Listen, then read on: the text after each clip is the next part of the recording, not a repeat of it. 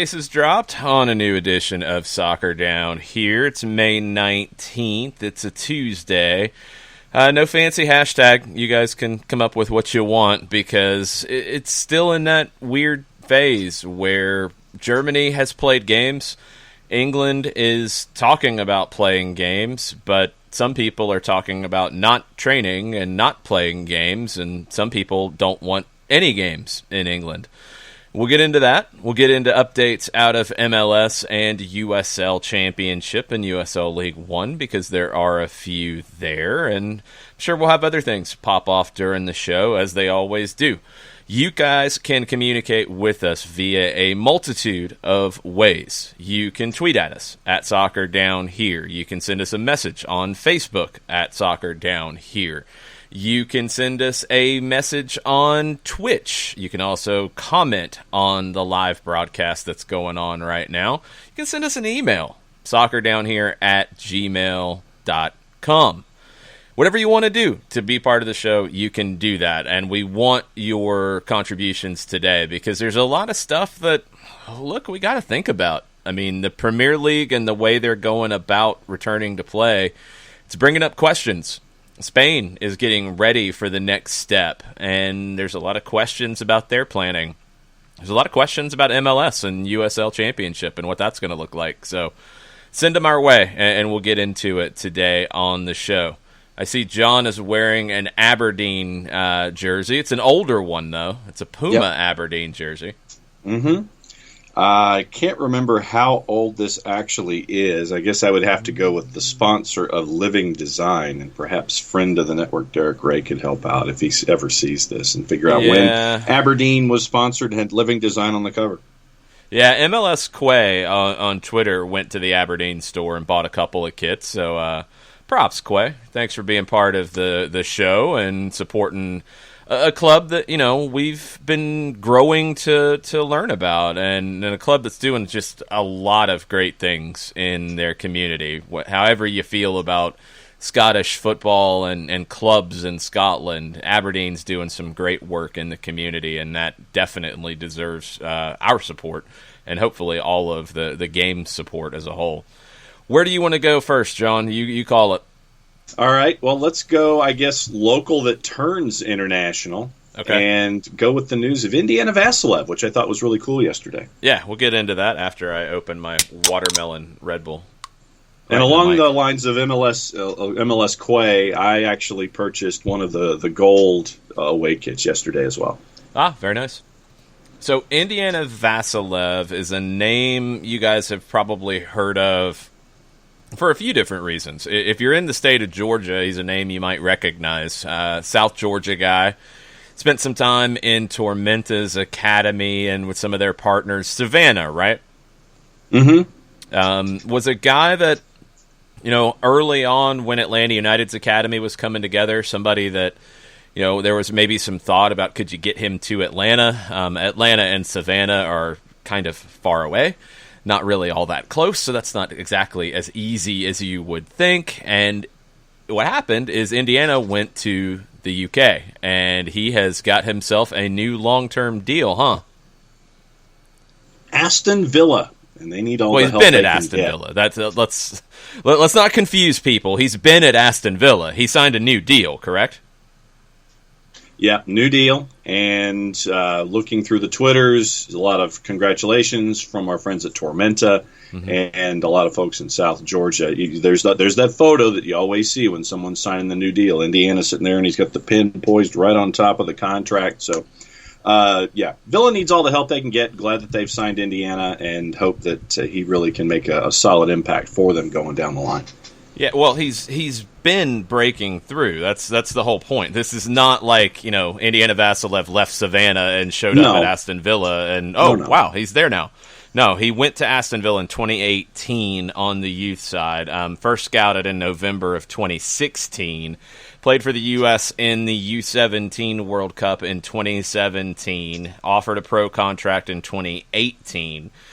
Started with the U23s. Scored goals there. Rewarded with a place in the first team for Villa in January of 2020. Came off the bench in an FA Cup match against Fulham. Made his Premier League debut January 18th. And he's got a couple of appearances to his name in the Premier League. So this is what we typically see for a 19-year-old player, as Indiana is now.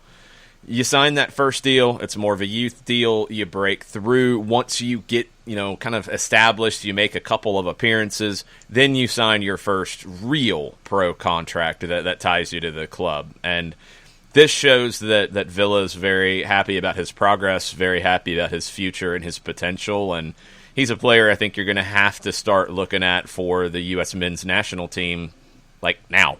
I mean, he's 19 and he's getting Premier League appearances. Yeah. You need to start considering Indiana Vassilev as part of that group.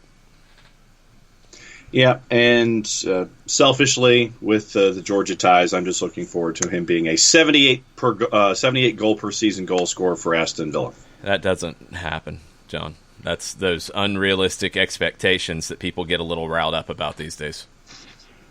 Okay, so then let's move the decimal place over. 7.8. Well, no, I want more than that. I'd like double-digit goals out of the guy. That's not unrealistic, but 78, yeah, a little unrealistic. You need to lay off the Mountain Lightning before you make those kinds of demands. That would give me a headache, and then that would be why I would give those kind of demands of 78 goals a season. Mm-hmm. That's why I was worried, because you're asking for 78 goals. All right, what's next on the agenda? You want to get into the USL PA and what's going on there with the Jeff Ruder pieces from The Athletic? Yeah, it's a big deal. USL is in a little bit different situation than a lot of the leagues we've been talking about lately. You don't have the TV money that makes it as easy to come back.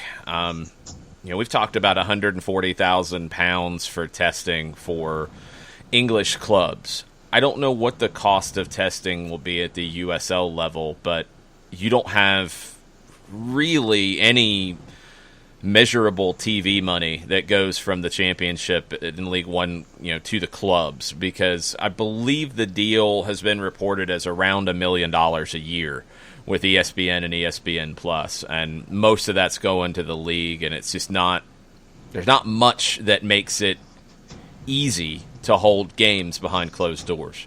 So the USL had sent a proposal to the USL Players Association about pay cuts and about return to play. Monday, according to Jeff Ruder of The Athletic, the Players Association discussed a counter proposal with the league, and it's a little different. The league's original proposal, pay reductions in rising increments of 20%. Any amount above $4,000 per month could be reduced up to 80% after the first 1,000 if the players provided housing, or any amount above $4,300 per month could be reduced to 80% after the first 1,300 if not housed by the team. It's a big cut.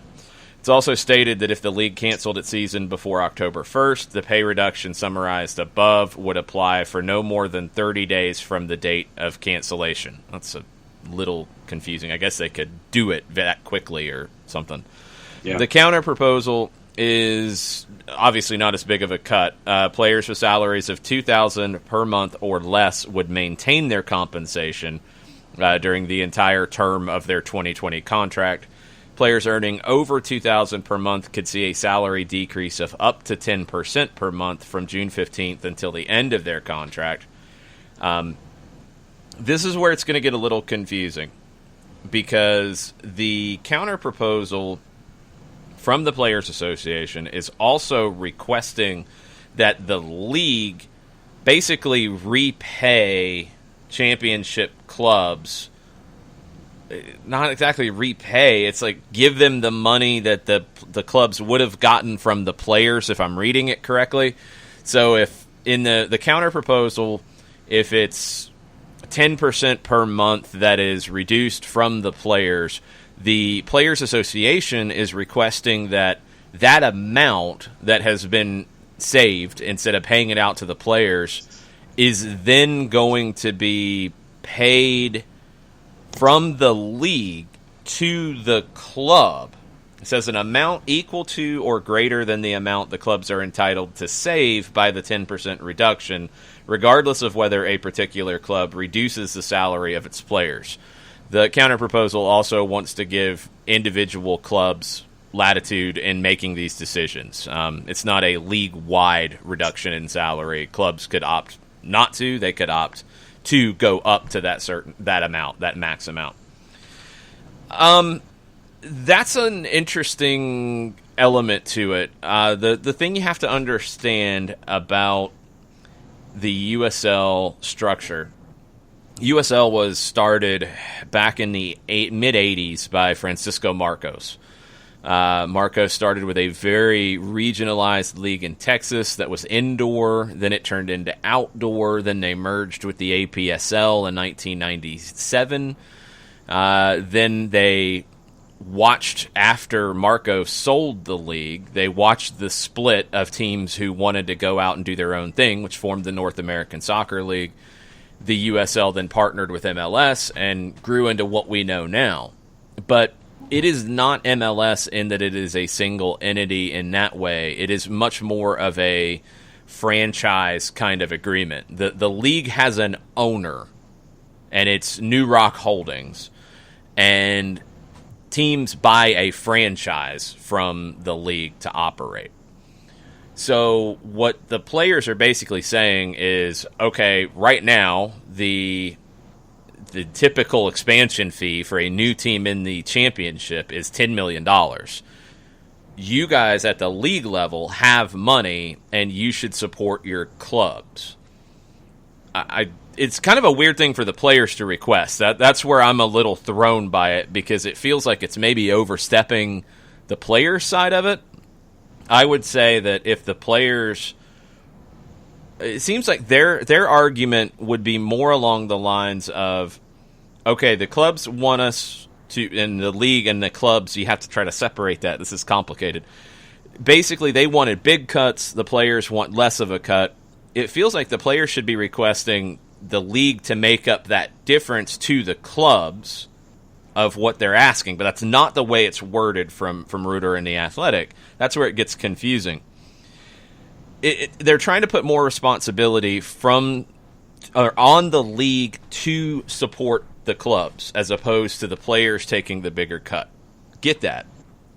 Don't know if the league and exactly where things are money-wise there and what their plans are, because they're taking a hit just like anybody else is taking a hit. I think one of the big problems is, according to Reuter, multiple sources have made it clear that the players felt disrespected by both the requested pay cuts and the nature in which the league delivered them to the players. Players in the championship and League One, they're not making a ton of money, and sources indicated that the players didn't believe that they should be responsible for keeping the clubs in good financial health. That should be the league's job. The Athletic also learned that multiple club owners were not aware of the league's proposal until after it was given to the players. We've talked about communication a lot. This is another area where communication's going to have to get better to sort this out, because this has turned into a very confusing situation. Pay cuts, I think we've covered this, every time any league has talked about it. They're kind of inevitable at this point with these situations. I think they're even more of a struggle with leagues like USL Championship and lower divisions that don't have TV money to fall back on. What those amounts look like are hard to define league to league. USL has a unique structure because of that way franchises are handled. So I don't know. I don't know where the overall financial health of club to club is and where it is at the league level. Now, we know the league has brought in a lot of money on expansion fees. That's true. We don't know exactly, because the league has changed hands a couple of times. It went from Marcos to Umbro at the time, which Umbro was then purchased by Nike. Nike sold it to New Rock late in the first decade of the 2000s. So they've had it over 10 years now. I don't know where their financials are. And this is where it's hard, because I think it's easy to look at things on the surface and say, well, you got a new team that just paid $10 million. Well, then the league has a bunch of money that they should be doling out. Are they still recouping costs? Are they still getting their money back? What have they spent on? My understanding is that the league did incur a lot of costs with the ESPN deal to get teams able to put games on air. A lot of the production, a lot of the equipment, those kinds of things. Are you still dealing with that? Don't know.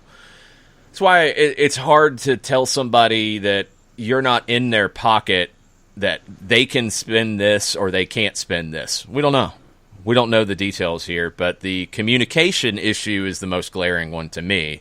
That's the one that the league, the clubs, and that's why this is a little complicated. The league needs to get with the clubs need to get with the league. Both of them, in different ways, need to get with the players and get this sorted out, because I think everybody understands money's not coming in right now, but who can help who and who should help who and who should try to be protected as much as possible. We know there's been layoffs. It was reported in the article as well. Layoffs and furloughs at club and league levels. You know, it's not like they haven't tried to figure out ways to mitigate this as well. So that's where we're at in USL. It's concerning that the communication breakdown is becoming public. In the Reuter article, and it is a lot of math and it is a lot of numbers, and you're dealing with three elements of an equation: players, owners, and league, not just players directly discussing things with a league like we have with MLS. That to me is the communication, and yeah. You're dealing with three phone lines that have to be open as opposed to just one straight line. Kind of. And this is where the players' push is a little interesting to me, because in England, for example, the conversation has not come up yet about, let's take a third division team, League One team, who is asking their players to take a pay cut. I think what we've figured out in England is that it has become a club-by-club decision, not a league-wide decision. Okay. But you're not getting the counter from the players. Okay, club comes to them and says, we're asking you to take a 50% pay cut. The players haven't come back and said, well, we'll take a 20% pay cut, but we want the league, we want the EFL to kick you guys money to help you too. Like, that's where I'm a little thrown by this, because it doesn't seem to apply. It doesn't seem to fit. Right. The conversation to me would be more of, you want us to take a 50% cut. We're willing to take a 25% cut. We know you need the bigger cut. The league needs to make that good to you. That's not us to ask for. You need to go ask that from the league. That's where it gets a little confusing. I don't know if it's really going to work that way. And I don't know if it is a productive bargaining tactic here. I don't know. It's a weird approach, because I haven't seen this, and I'm trying to find the way to make it work in a bargaining position, and it doesn't seem to. Feels like a weird ask.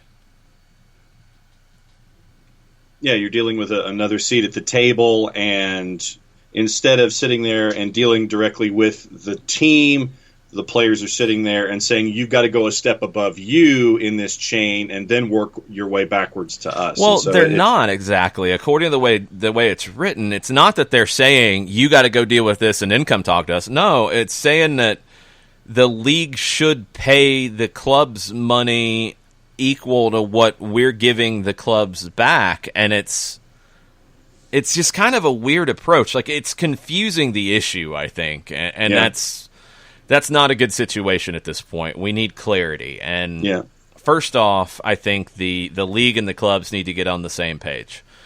And if it is to have a unified stance on the amounts that they are asking, or to say, look, we know that Club A is in a very different financial position than Club B.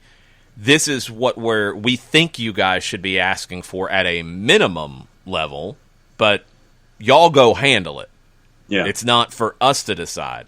Now, I know there's standard league contracts, but we've had this come up where teams have signed contracts with players and violated the league stances of it. The Tom Heineman contract was one that I remember there being issues because of clauses in it that were not appropriate according to the league-wide contract. But the difference in USL and MLS is that MLS pays players in MLS. Right. The situation in USL is not that. USL clubs pay their players. Even if there is a standard USL contract, it's not USL cutting the checks. If that's happening, that's new, and I don't think that's the case. It doesn't make sense the way the business is structured. That's why this is a weird ask, and that's why this is, in my opinion, confusing the issue and making a confusing issue worse, as opposed to finding a bargaining point that you can work with. It just feels strange. Yeah, also in the article, should the USL Championship get back to playing matches, they've also explored the hub scenario, sources telling Reuter that it was going to be Tucson that was being looked at as a potential site, and sources tell Reuter that the hub scenario would be an expensive one for the USL and for their clubs, so that's unlikely to be a location as they're trying to figure out where they would be resuming play in 2020. So it doesn't make sense. Financially, it doesn't make sense unless the league is footing the bill there. And that's where I think in a bigger picture conversation, the clubs do need to talk to the league. Is the league going to be able to pay for the testing necessary to do this safely? Is the league going to be able to pay for something like this if you do hub scenarios and you play where the league can foot the bill there? Is the league going to be able to foot the bill on other things? That's where that conversation needs to happen between the clubs and the league, because it sounds like the league does have a reserve fund. They do have money. They are not a nonprofit. That needs to be understood. It's not the U.S. Soccer Federation conversation here, but they have money in the bank. Money in the bank is a lot of times there in a reserve function in case of a rainy day. Well, this is a bad thunderstorm like we've never seen. So can the league use some of that to help clubs? Yes. Do they know exactly what that looks like yet? I don't think they do. And that's where I think all of this is just very confusing in terms of what this all looks like going forward. My hope is that no teams in USL Championship, USL League One go away as a result of this. I don't know if that's a guarantee. I hope that the league would use whatever financial resources they have to prevent that from happening. The relationship with the players and the pay side of it is a separate issue. It's a related issue, but it is a separate issue that they're going to have to negotiate, and it might be more of a club-by-club scenario.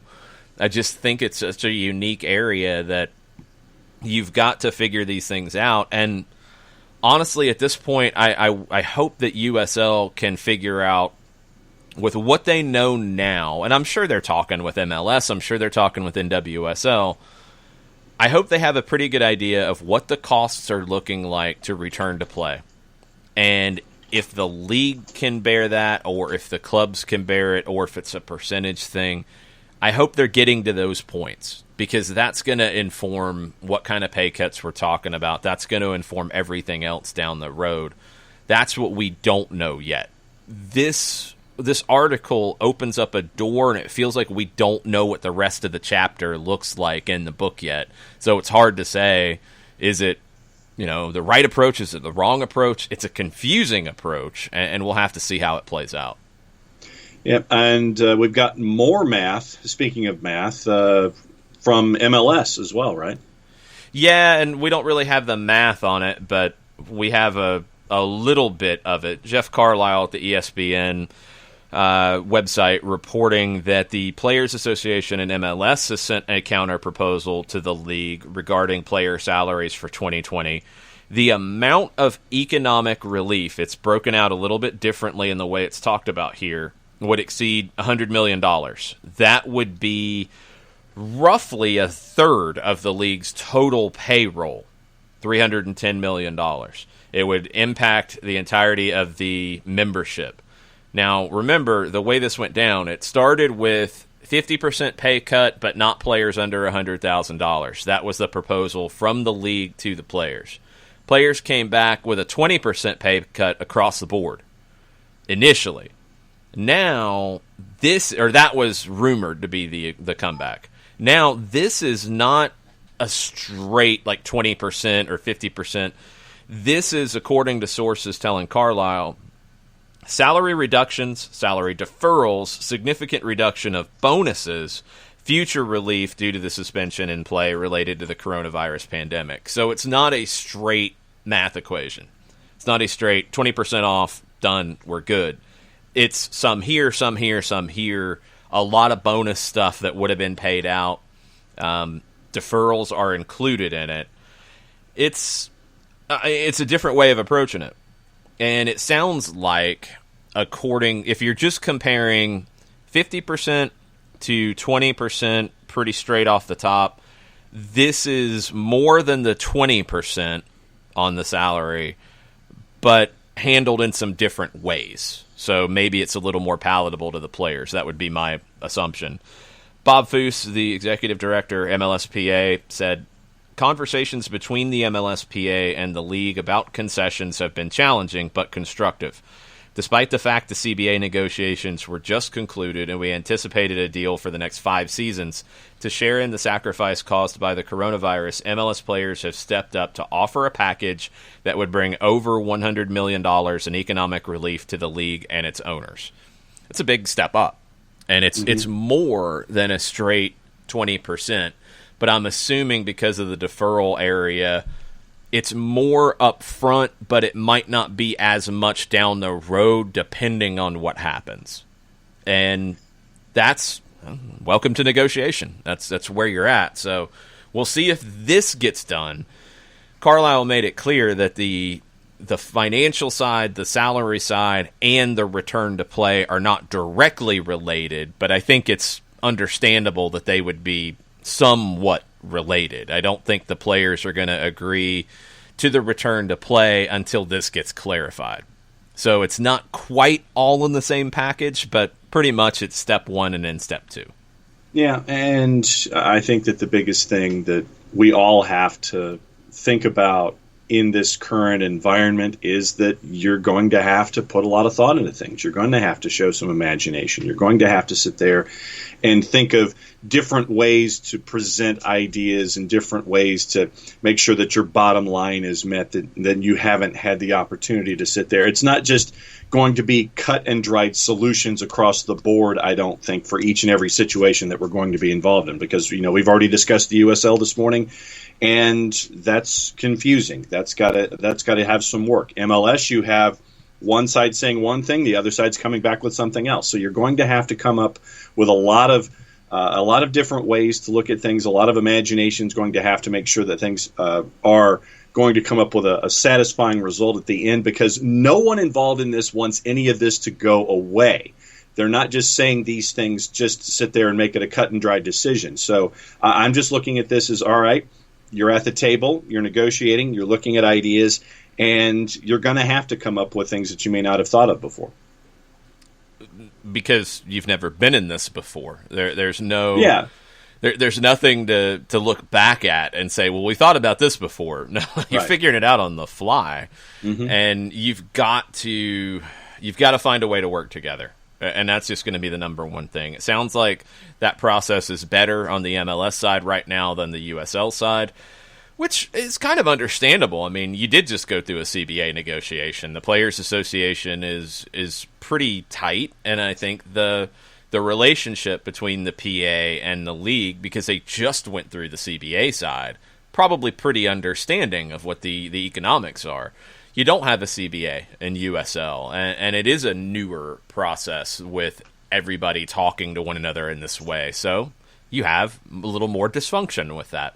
Understandable, but you gotta get this sorted out because we don't have the plan from these leagues yet on how they're going to resume play. MLS, we still got 7 teams that can't train on an individual basis right now. Chicago, DC, Montreal, New England, NYC, Red Bulls, San Jose. Sounds like NYC should be fairly close to returning after what we're hearing out of New York yesterday. Potentially San Jose as well. Sounds like at the state level things are getting a little different in those 2 states. I haven't heard anything specifically on New Jersey yet. We saw Philadelphia go over to Delaware to train because they couldn't do it in Pennsylvania. But you're not going to be able to go to that next step without everybody at least getting to this step first. You're not going to have group sessions anywhere until everybody is able to do at least the minimum with individual stuff. And the longer this goes, the longer it's going to be before you can get back on the field in a game situation. I think Nathan Pugh asked about the group training side of things. One, I think it's going to have to be everybody back training individually first. 2, MLS pushed back that training moratorium to June 2nd. So, and it might have been June 1st. It's the beginning of June, and I think the part of the reason is because they want to figure out what's up with these teams. 2, that Orlando plan, the idea was to start with individual training in Orlando on that date, so then everybody could be at the same level going forward. Until we know, we're kind of stuck. Until they get the economic side sorted out, we're kind of stuck. So there's still a lot of moving parts. I think MLS needs to get something nailed down by the end of this week to be able to hit that beginning of June start time. Did you see this about Daniel Sturridge? What about Daniel Sturridge? 2 MLS teams are possibly interested in bringing him over from Europe to play. Yeah, his name comes up every other week. It's nothing new. The DC said they aren't going to do it. And now Inter Miami, according to the Daily Mirror, has now been thrown into that mix as well. Really? Look, I'm gonna propose a moratorium on these kinds of rumors because why is the Daily Mirror writing that Inter Miami would spend a whole bunch of money on a player who is suspended? Mm-hmm. Nobody's spending a whole bunch of money on a player who is suspended right now. It doesn't make any sense. So, good job, Daily Mirror. You got some clicks. Stop the nonsense. We're not talking about it. It doesn't make any sense. Did you see out of Liga MX the Tom Marshall piece where the Ascenso clubs are taking the Mexican Federation to sports court over pro rel? Yeah, we've seen this before. Remember, clubs in the United States did that, and it didn't go anywhere. The difference is that in Mexico, you had it, and now they are suspending it. Leones Negros, Correcaminos, and Venados have formally submitted this appeal to the Court of Arbitration for Sport about the suspension of promotion from the Ascenso. I don't know if it's going to be any different. I mean, the Miami FC one. Well, John, you're shaking your head, but I'm looking at CAS. I need more than that. You are always about this about CAS. Like I don't care about CAS and their history. I'm talking about, are they going to rule in favor? Doesn't mean it's actually going to happen. Doesn't mean their ruling means anything. But they are basically guidance. And they said that in the United States there was nothing about these FIFA regulations that everybody wanted to point to, saying, well, see, you have to have promotion relegation according to FIFA. They said, no, you didn't. No, that's not true. So I don't know what the argument here is from the Mexican clubs. It's not about CAS. CAS doesn't matter. CAS just saying, like, well, yes, you should have this according to these rules. That's going to force people to look at it, and it's going to give you some legal standing. Doesn't mean it's going to work because their decisions aren't binding, but they've already ruled on something similar. I don't know if this is going to go anywhere. The difference is that it's not about implementing promotion relegation in a place where you haven't had it. It is suspending promotion relegation from a league that has had it, and I'm assuming has it coded into their bylaws and into their rules and regulations, or charter or whatever paperwork you want to talk about. Can they suspend it? It's a different conversation. I think people have lumped it all together, but suspending something from your bylaws and rewriting something into bylaws, two different things to me. Now, I just, from my history in dealing with CAS in stories past, CAS is just sitting there and it's like, yeah, whatever we decide, you could do what you want by the end of it. To me, it just seems like a step that, if they're just going to tell you something and it doesn't have any teeth behind it, then why go to CAS? That's my point. Well, there's nowhere else to go. There's nowhere else for them to go. So they're going to go somewhere. The club's doing it. It makes sense. I mean, I'm assuming they have said, hey, Mexican Federation, we don't like this. This sucks. Shut up. Okay. Well, then what, are you just going to sit there and do nothing? I mean, you're going to try. No, you go to some other court that would have more what other court? Legally binding teeth in the country of Mexico, as opposed to going to CAS, which just kind of sits there and twiddles their thumbs. Because you're trying to go to CAS to get something to then go back to the courts in Mexico. If you just go to the courts in Mexico, you're probably not going to win that if you're these people. But if you go back to the courts and say, hey, look, this organization, which is the Court for Arbitration of Sport, they say that we got a case. So you should hear it and hear it with a little more oomph. That's what they're doing. There's nothing wrong with that. That makes a lot of sense, rather than just going to the courts, racking up a bunch of legal bills, and then, this was a dumb idea to begin with. So I don't think they're racking up legal bills with CAS. It's basically saying, hey, guys, take a look at this. Right? And CAS will sit there and go, sure, you sound like you have something in a non-legally binding way. They'll give you the thumbs up. No. They didn't do that in the U.S. case. They didn't just say, yep, go ahead. No. They heard it, and they issued a statement on it that then the Miami FC and people here who were involved in it said, well, this is a dead issue. There's nowhere we can go with this. They didn't go to the courts because there's no point. That's what I'm saying. You're not going to CAS to get CAS to go to Mexico and start beating people up with legal issues. They can't. You're going to CAS. You're going to CAS to say, is this a valid complaint? CAS looks at it and says, yes, it is against this bylaw and against this. And yes, you have a case here. We can't make Mexico do something, but here's a statement. Now you go to the courts. You have a much bigger case. You have a better case. If CAS says, nah, you're wasting your time, then you're not going to the courts. That's what CAS is. That's all. There's nothing wrong with that, because you're not going to CAS. I mean, correct me if I'm wrong. CAS is not like a court. You're not going there and racking up tons of legal bills on depositions and this and that and days and months in their building. No, you're making a statement. You're making a proposal. You're saying this is what we think is wrong. CAS is probably then requesting the same from the other side. Then CAS looks at it and says, this is what we think. Here you go. It's basically like going to a grand jury. Is what it is. You have lawyers from both sides sit there, and they have witnesses, and they'll make and the individuals from both sides will make their case. And just traditionally, I mean, CAS is like, yeah, okay, thumbs up, thumbs down. But when it comes to having any kind of international legal oomph, no, they don't. No, they don't. They never have it. But you're missing my point, John.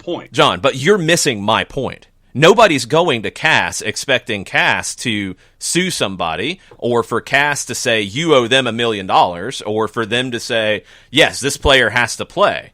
No, you're going to CAS to get basically a stronger argument.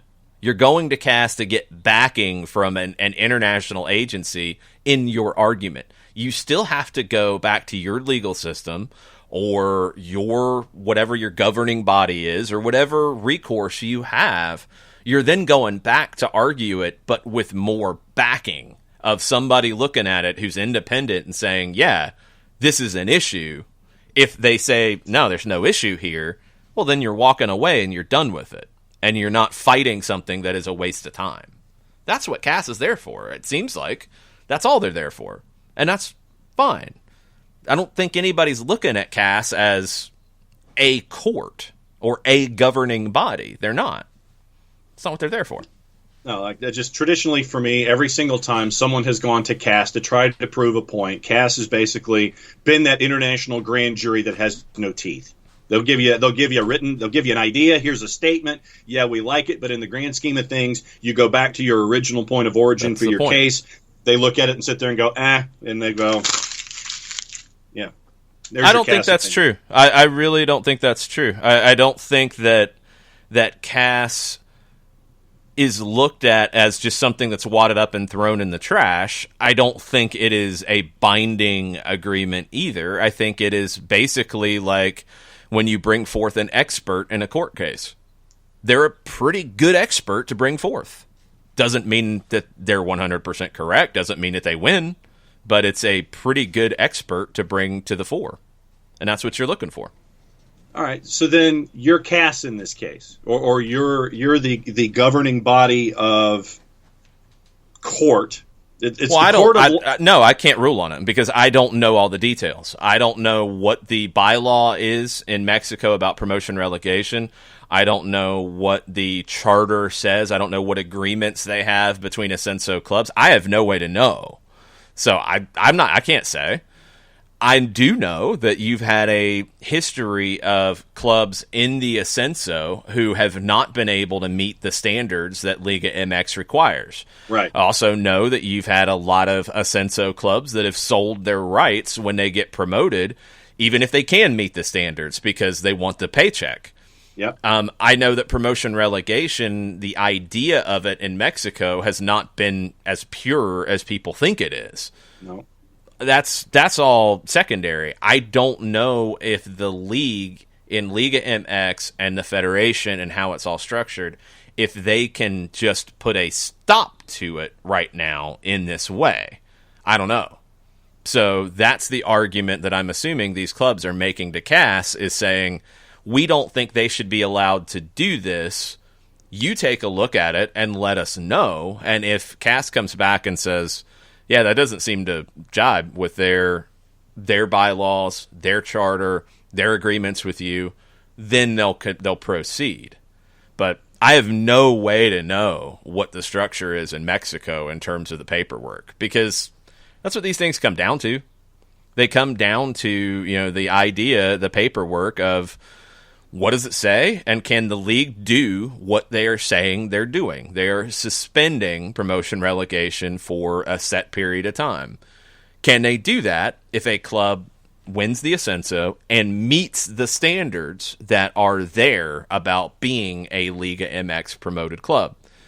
If they do, can the league say, no, we're not taking you right now? I don't know. Can't answer that without seeing it. Yeah, it's a 6-year suspension of Pro Rel currently, and you and I both know in the discussions that we've had about this is that there are very few clubs in the Ascenso that have the financial wherewithal, if they were to be promoted, to be a part of Liga MX, and that's the variable in all of this. It's like, okay, so how many of you honestly in the Ascenso, if you have that season, can make sure that your books are met, your books are kept, and that you can keep your club afloat to go to Liga MX and actually be a participant in that kind of a league? And that to me is one of the larger issues in all of this, is the weakness of the second division in the overall in trying to want to be a part of this structure in Liga MX. The second division hasn't been strong enough, and if the idea of doing this is to strengthen the second division, okay.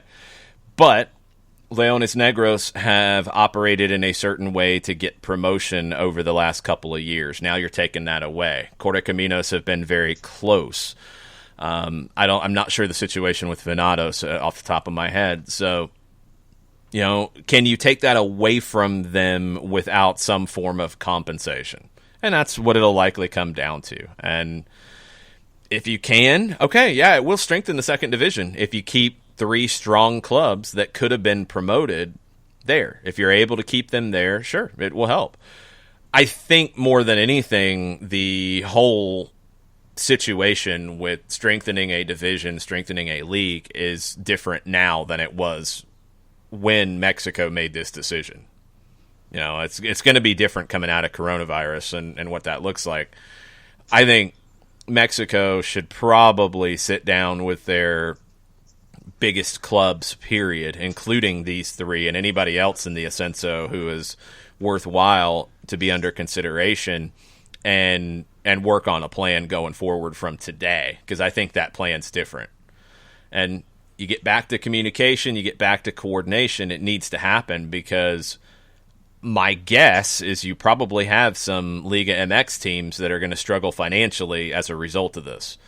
The word is that they could be canceling their Clausura season on Wednesday, the rest of this season, and then just get ready for the Apertura, which would start in late July. Okay, how much of a hit is that going to be financially? Don't know. Can a club like Tijuana, who has had financial problems over the years, can they handle that?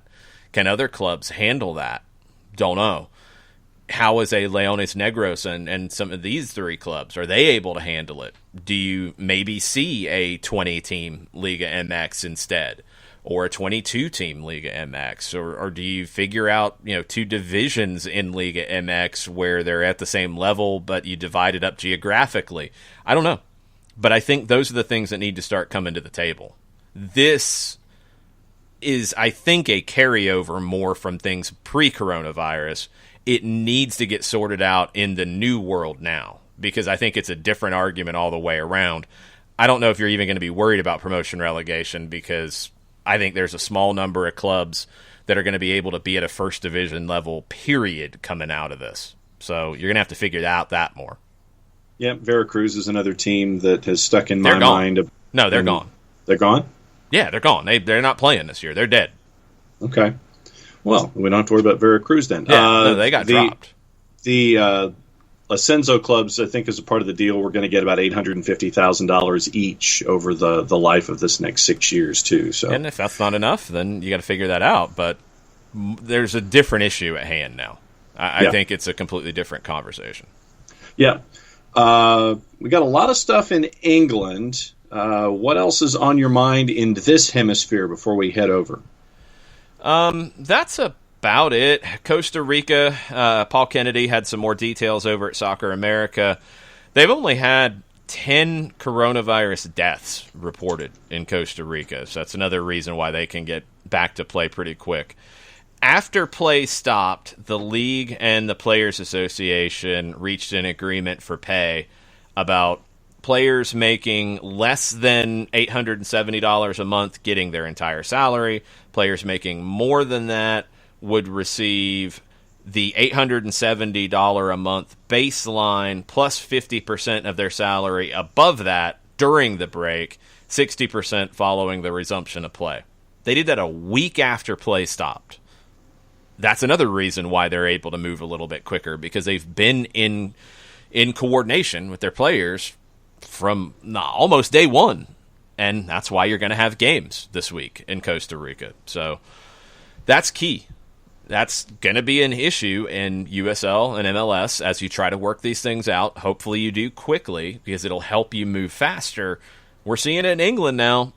You've got leagues, teams, players not in the same conversation right now. And it is going to slow down the return to play, period. Yep. Courtesy of our friends at Odds Portal, for those of you who are interested, in Costa Rica, Guadalupe is a minus 122 to win against Limon today. Draws at plus 250. Limon to win is at plus 311. That's at 5 o'clock Eastern Time. 10 o'clock Eastern Time, Cartagenes and Alajuelense, that one's looking like a draw. Cartagenes is at plus 189. The draw option is at plus 241, and Alajuelense is at plus 127. We have action going on in Estonia, Turkmenistan, Belarus today as well. Okay. I don't know the Turkmenistan clubs and situations. That one's currently playing, and it's 1-0 Altan Asir over Ahal in the 21st minute. Guess what? It doesn't matter. True. Where did you pull that from? I got skills, yeah. Well, I'm just trying to figure out where that came from. I know you have skills. That's not Morning Bandit. Mm-hmm. But I'd never heard that one from the Country and Western bar before. I think it was probably when he was either trolling the Cowboys. I think he generally trolls the Cowboys, so yeah, that's probably that. Okay. Yeah, that was a new one for me. But yes, good morning, Bandit. We have soccer going on today.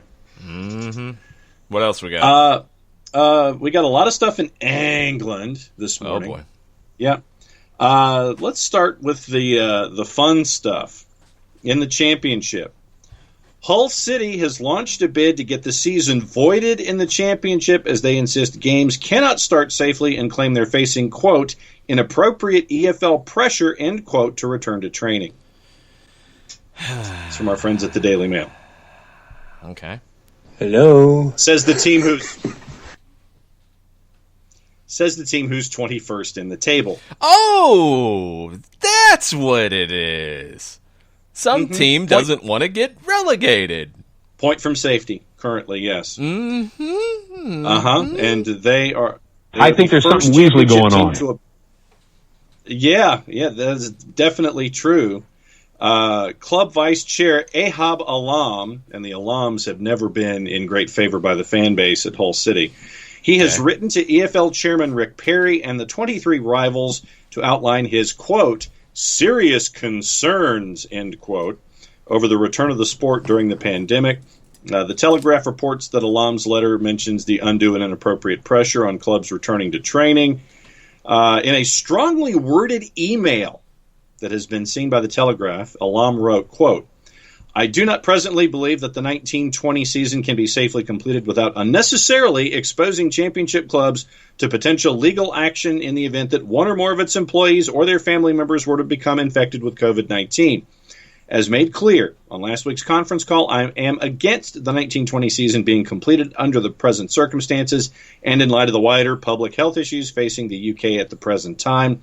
And Alam's position remains that the season should be voided, with this means of drawing a conclusion to the 1920 season being put to a formal vote pursuant to the EFL's Articles of Association. But yeah, being 21st and 1 point clear, they haven't won a league game since New Year's Day, and their last two games they've been outscored by a total of 9-2. I wonder if that has anything to do with why they are taking a public health stance about this. I'm not so sure. Yeah, I mean, it's crazy to think that. It's just absolutely crazy to think that. Turner Kirby has a good question in the Twitch chat. Shouldn't Germany have the same concerns? The virus was there too. Alas, they are playing. Things that make you go, I mean, I'm just saying. The Tigers have... What? Yeah, just saying. Just saying. No, they have 10 senior players whose deals will expire at the end of the month, including club captain Eric Lehigh. Look, you've got a big situation in England with managing this thing. They have not gotten a plan on paper yet about what Phase 2 and Phase 3 look like in returning to play. They have Phase 1 down, which is the first return to training. They don't have an agreement on anything past that. That's a huge issue. That's a huge, huge issue. This is going to make that harder. It's true. But I do not think that this is an argument in good faith, especially the public health concern part of it. I'm not buying it. If they were in a situation where they were fighting for promotion and made this argument, okay, I'm going to have a little more understanding of, wow, they're willing to risk getting promoted over these concerns. The fact that they're the ones who are coming out on record, and every team in England and Scotland that has had somebody come out on record is a team that is trying not to get relegated, it cheapens the argument a little bit. It doesn't mean that there are not public health concerns. There are. We know that. Yeah. That doesn't mean that it's just, it's easy to come back and play. No, it's not. There's a lot of things that have to get done. But this kind of argument it's an embarrassment. It's an embarrassment to do it in this way because we know why it's coming.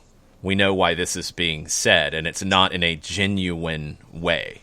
That's my issue with it. If they had somebody backing them that was in a different position in the table, different conversation. But this is back to that self-interest.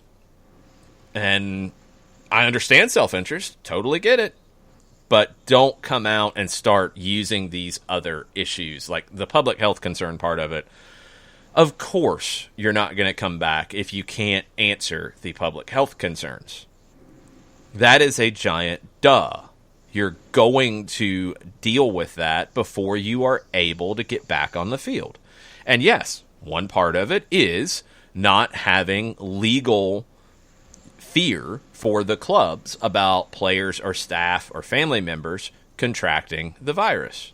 That is going to be part of the return to play. Totally get it.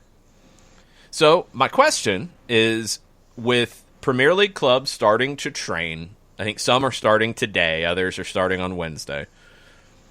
I don't know where championship clubs are on returning to train. Is Hull City just going to say, no, we will not come back to train? We're not going to do it. If they do that, and everybody else does, maybe they'll change my opinion a little bit. Yeah. If they are willing to go to that step, maybe. Otherwise, you're posturing and jockeying to try to protect getting relegated. And again, your argument should not be citing public health concern because we all know that's an issue. Your argument should be the season has changed.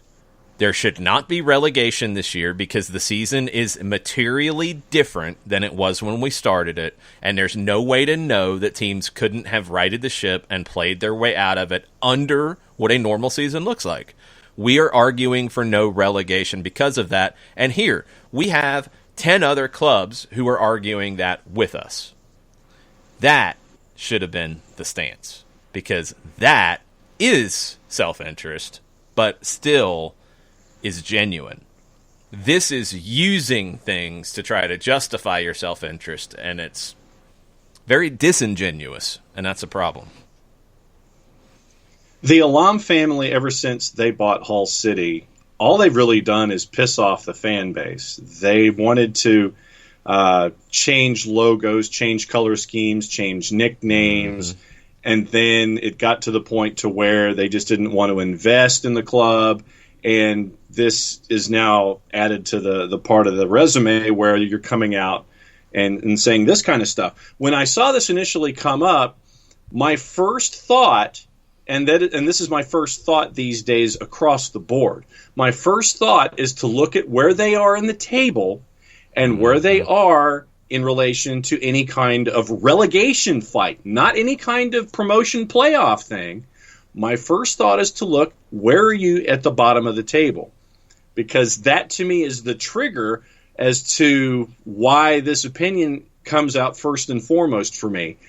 I know that being a resident cynic, that's just where my eyes generally gravitate regardless of what the situation is. But yeah, when I saw Hull City, it's like, all right, where are you on the table? The 21st. Okay, now I understand. Mm-hmm. And it's disappointing that I have to do that as my default and go down and look to the table that you're only 3 positions away from the bottom and 1 point away from being sent to League One, as are a lot of the teams that used to be in the Premier League that are all in that street fight right now anyway, but that's an entirely different show. But the fact that once again you have a club sits there toward the bottom of the table and use this as their front to keep from being relegated to the point that you've made all along, that the season should have been about not relegating anyone, and that should have been the unified stance across the board instead of being the discussion point and being the fulcrum of the argument about not getting relegated instead of not relegating everybody. I'm thinking of myself, and that's just, once again, it doesn't surprise me. It's Hull City. It's disappointing, but yeah, I couldn't resist that one this morning. Yeah, Alam has said that his club will rack up costs of around £1.2 million in failing to complete the season, and addresses his fears over sporting integrity. And he reveals that he will vote against potential changes to contract extensions beyond June 30th. So we will see. Hull City's losing money like everybody else is losing money right now. There's nothing incorrect about that statement. But the arguments and pulling other things into it are trying to create an issue that I think everybody understands the public health concerns here, and everybody is trying to create protocols that should have been created by now, but they are trying to create protocols that will address those, and they need to be addressed 100%. But this is a disingenuous argument coming from a team that is looking out for their own self-interest, and I get it. Still incorrect. Still throwing gas on a fire that is going to take everybody to put it out. And if clubs can't work with one another because they're only looking out for their self-interest, then we're going to have these problems in the championship. League One is going to have them too. League One, we're already getting people starting to slide into their sections of the ring before this fight. You're already starting to see teams, look for tag team partners and all this kind of nonsense. Championship's going to be the same way. It's going to be the exact same way. You're going to see Leeds want, obviously, everything to be as normal as possible, and they want to get promoted. The teams that have a chance to get into the playoff, they're going to want that chance to play their way into the playoff. Teams in the middle, they could probably get swayed either way. The teams at the very bottom are going to do everything possible to avoid relegation. The teams that could get drawn into that are going to do everything possible to protect themselves. You can already see. Look at the table and start to divide it out into those sections, and that's what it'll be. That's what the argument will be. Yep, Swickster's in this morning, and he wants to know, will the FA not be able to do some sort of play-to-stay or promote tournament with, say, the top or bottom 3 or 4 of each league? Would be the EFL. It wouldn't be the FA doing it. I do wonder, and I'm not up on the actual ability for the FA to mandate anything at the EFL here in this. That would be a question. It could come up, sadly, through all this. That's one thing that has been mentioned, is some kind of a tournament or something at the end or at the start of the next season. I think in the UK, they really are having big concerns about being able to finish this season, period. And they haven't gotten over that hump that Germany has of, we can get back on the field and we can play this out. I think in England, there's still a big fear driving the entire conversation that they're not going to get back on the field, or they're not going to get back on the field in time to finish the calendar as it's done. How many games are left in the championship, by the way? Because I know it's more than the Premier League. I think it's more than 9. And they're going to have problems. And if they don't finish it, then yeah, I think the Swickster's idea about a tournament idea is going to be key. Because you're not going to be able to finish the calendar. Let alone, you're playing behind closed doors, all those different things. You're not going to be able to finish the calendar out as it's structured. You're going to have to open it up to more teams. League One has talked about a larger tournament idea for promotion. I think even going down to 10th in the table. I think the idea was 2 through 10 playing there in some kind of a tournament structure. My question is, League One has a different conversation than the championship. There's a little bit different financial situation there. League One might not play more games, but might have a tournament to determine promotion. And maybe they have some kind of tournament to determine relegation too, but teams aren't going to want to be drawn into that. So I don't know how that's going to work. The championship has a greater potential to play out their season, but with the amount of games they have, I don't know if they'll be able to, because the calendar's running right now. How many games do they have left? Did you look it up? Championship has 9, and League One has either 9 or 10. And I don't know how much of that math is affected by games not played against Bolton early and Bury when they were eliminated. I'm not worried about League One, because we're talking about £140,000 per team for testing to finish out the season. League One teams are going to be far less likely to be able to foot that bill than championship teams. That's going to rule League One out. There's talk in League One about finishing. I think it's likely that they don't, but they have some kind of this tournament idea. Championship is more likely to finish, but Hull City is going to fight coming back on the field. And you're running out of time. You're running out of time, because 9 games right now, it looks like the Premier League is saying we're not playing before the end of June. 9 games in a month is going to be very difficult. I think they want to finish by the end of July, because UEFA wants to finish the Champions League and Europa League in August. And I don't think they want overlap, but the door is open to doing that if needed. But even still, if the Premier League doesn't start until, let's say, July 1, you're not going to play 9 games in a month, I don't think. Are you going to play 9 games in 6 weeks? All right, that's a little more doable. So we will see. Thanks, Colonel, for chiming in on the math as well. John's computer was running okay today, even though I think he had a pop in, because it happens. You have your like sound on your phone up like that? Come on. Yep, I do. That's a rookie mistake, my friend. Okay, well, here's just before you keep going into the championship real quick, and what do all these teams have in common? Stoke, Huddersfield, Middlesbrough, Wigan, Hull. What do they have in common? Other than being former Premier League sides, they are all right there in the race not to be relegated. 17 through 21. Stoke, Huddersfield, Middlesbrough, Wigan, Hull. Stoke, Huddersfield at 42 points. Middlesbrough at Wigan, Hull at 41 points. Charlton Athletic is the top team in the relegation zone right now at 39. 3 points, separating 5 former Premier League clubs from being relegated. Yeah, I'm not worried about that until they start talking too. When you get Stoke coming out and backing what Hull is saying, when you start that kind of conversation, that's what I'm intrigued by at this point, to see how it goes. Let's talk about the Premier League so we get the full picture of what's going on in the UK at the moment. So, all right, Brian Swanson at Sky Sports reported from the company that is providing the tests to Premier League clubs that it is not preventing people from being tested. It's not taking tests away from the public. 1,600 tests a week to assist clubs with a return to training during the global pandemic. It looks like everybody has kind of settled on the 2 tests a week idea. Testing before a game, you basically get clearance to play in the game, testing again during the week. This morning I heard that the White House had said that they are testing people once a week, but some people, and mostly people that are around the orbit of the president and the vice president, are getting tested daily.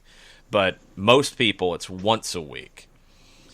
Twice a week has seemed to be the thing in sports that people are comfortable with right now. So, okay, that's what you're looking at. The company Prenetics has said it's not taking tests away from the public. Very important.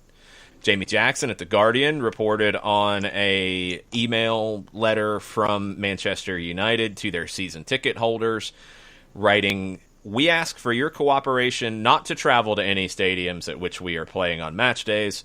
By supporting from home and following government guidance, you will be playing your part to keep your friends, your family, and all United fans safe. This united effort to stay at home will give us the best chance of protecting the health of everyone in our community." Finally, somebody saying it that way in England. Good. Okay. Little things like that. Paul McInnes at The Guardian. The Premier League has said fans might not be able to return to matches for a year, even if Project Restart is successful. Now, here's where I think these details are getting like shoved to the second half of articles right now. To me, they're what's the most interesting. All right. The second protocol on contact training is set to be put to clubs in a pair of meetings next week.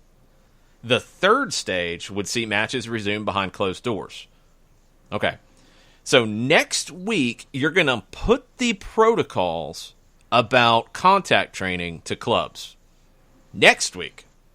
That takes you to May 25th. 2 meetings. So you're not going to have an agreement probably until late in the week next week. Okay. That's going to take you to the very end of May. Is everybody going to be ready to jump with those protocols the minute they are approved? Maybe not. You might need a little more time to implement the protocols. Okay. That takes you to full contact training for end of the first week of June, maybe the beginning of the second week. Yeah. You've had a lot of managers say they want 3 weeks of full training before playing games. Some leagues, like MLS, had talked about 1 initially, then it got to 2. I think Mourinho and others have said 3 weeks is what they want. So if you don't start training until the second week of June, you're not playing games until July. That's if everything goes forward right. That's if this protocol is vetted, approved, no back and forth, no arguments that delay it, because every delay pushes things back. In Paul McInnes' article, he talks about end of June for games, mid-August finish. He says things are gathering pace after the Bundesliga's return. Now, league medical advisor Mark Gillett, he's been involved in talks with the Department for Digital Culture, Media, and Sport. This is what he said. I've sat on the DCMS group, which is directing the return of elite sport across the country, all sports. I've sat on the DCMS group with a very high level of medical input from Public Health England and the Chief Medical Officer's Department. They've made it very clear that the social situation, the public health situation, is not going to change over the next 6 to 12 months. It's important that people understand that. That's talking about fans in the stands. Okay.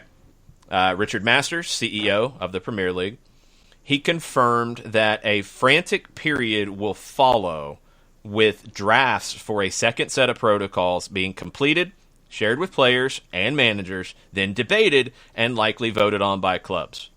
This is what Masters said, and this is where my head exploded.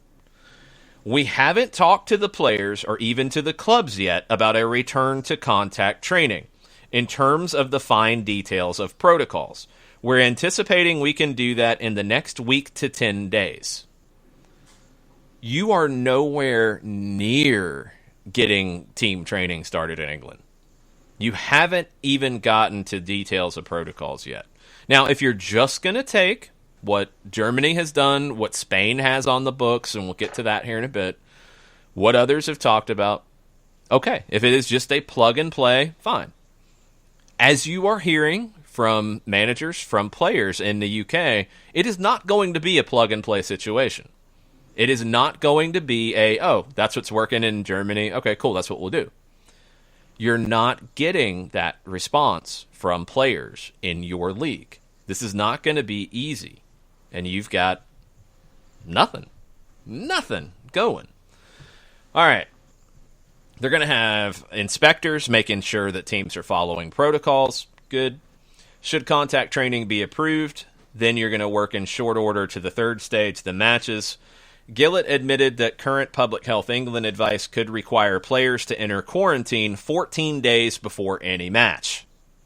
That is different than anywhere else in the world in this conversation.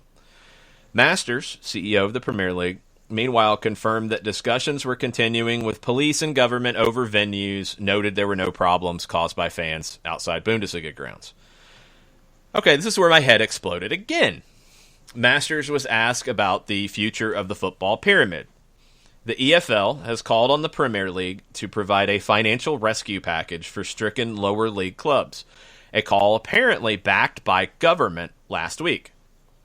Masters said this: "If we are able to play our games and securely start season 2020-21, then we will have hopefully managed to some extent the financial issues facing the Premier League.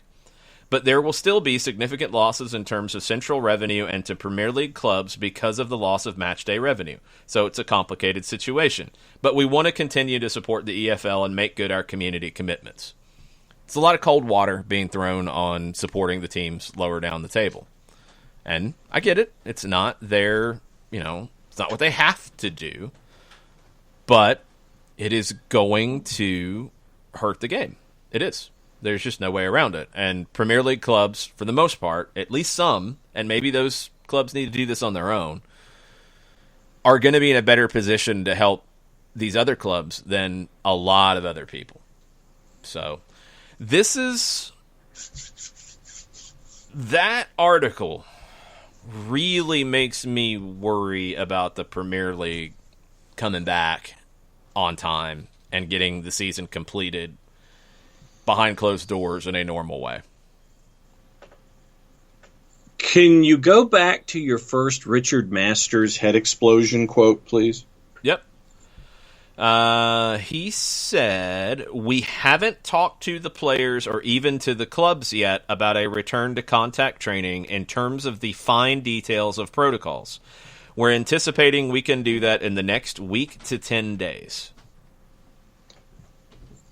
Why have you not talked to people and come up with a plan? That's what planning is. Planning is to get you to a certain date, not to sit there and say, okay, well, we have a date, let's talk about it, and then get to the plan. I understand why your head exploded. It's like, look, be prepared for day one. Don't think of day one as this and then work toward another day one. You're shooting yourself in the foot, but you've aimed at the knee to do it. God, Richard Masters is so frustrating. Quote number 2. Well, the quote number 2 is about not making it abundantly clear that they're going to support the EFL clubs. Yeah, and that's just disappointing that, that you're not understanding the larger picture in all of this. But that first quote, it continues to give the impression that you're not prepared. And when you're not prepared, things have a propensity to go wronger, faster, or wronger in general, regardless of what you might think your plan is. The idea is to prepare to get to a date. The idea isn't to have a date and then prepare to get to that date.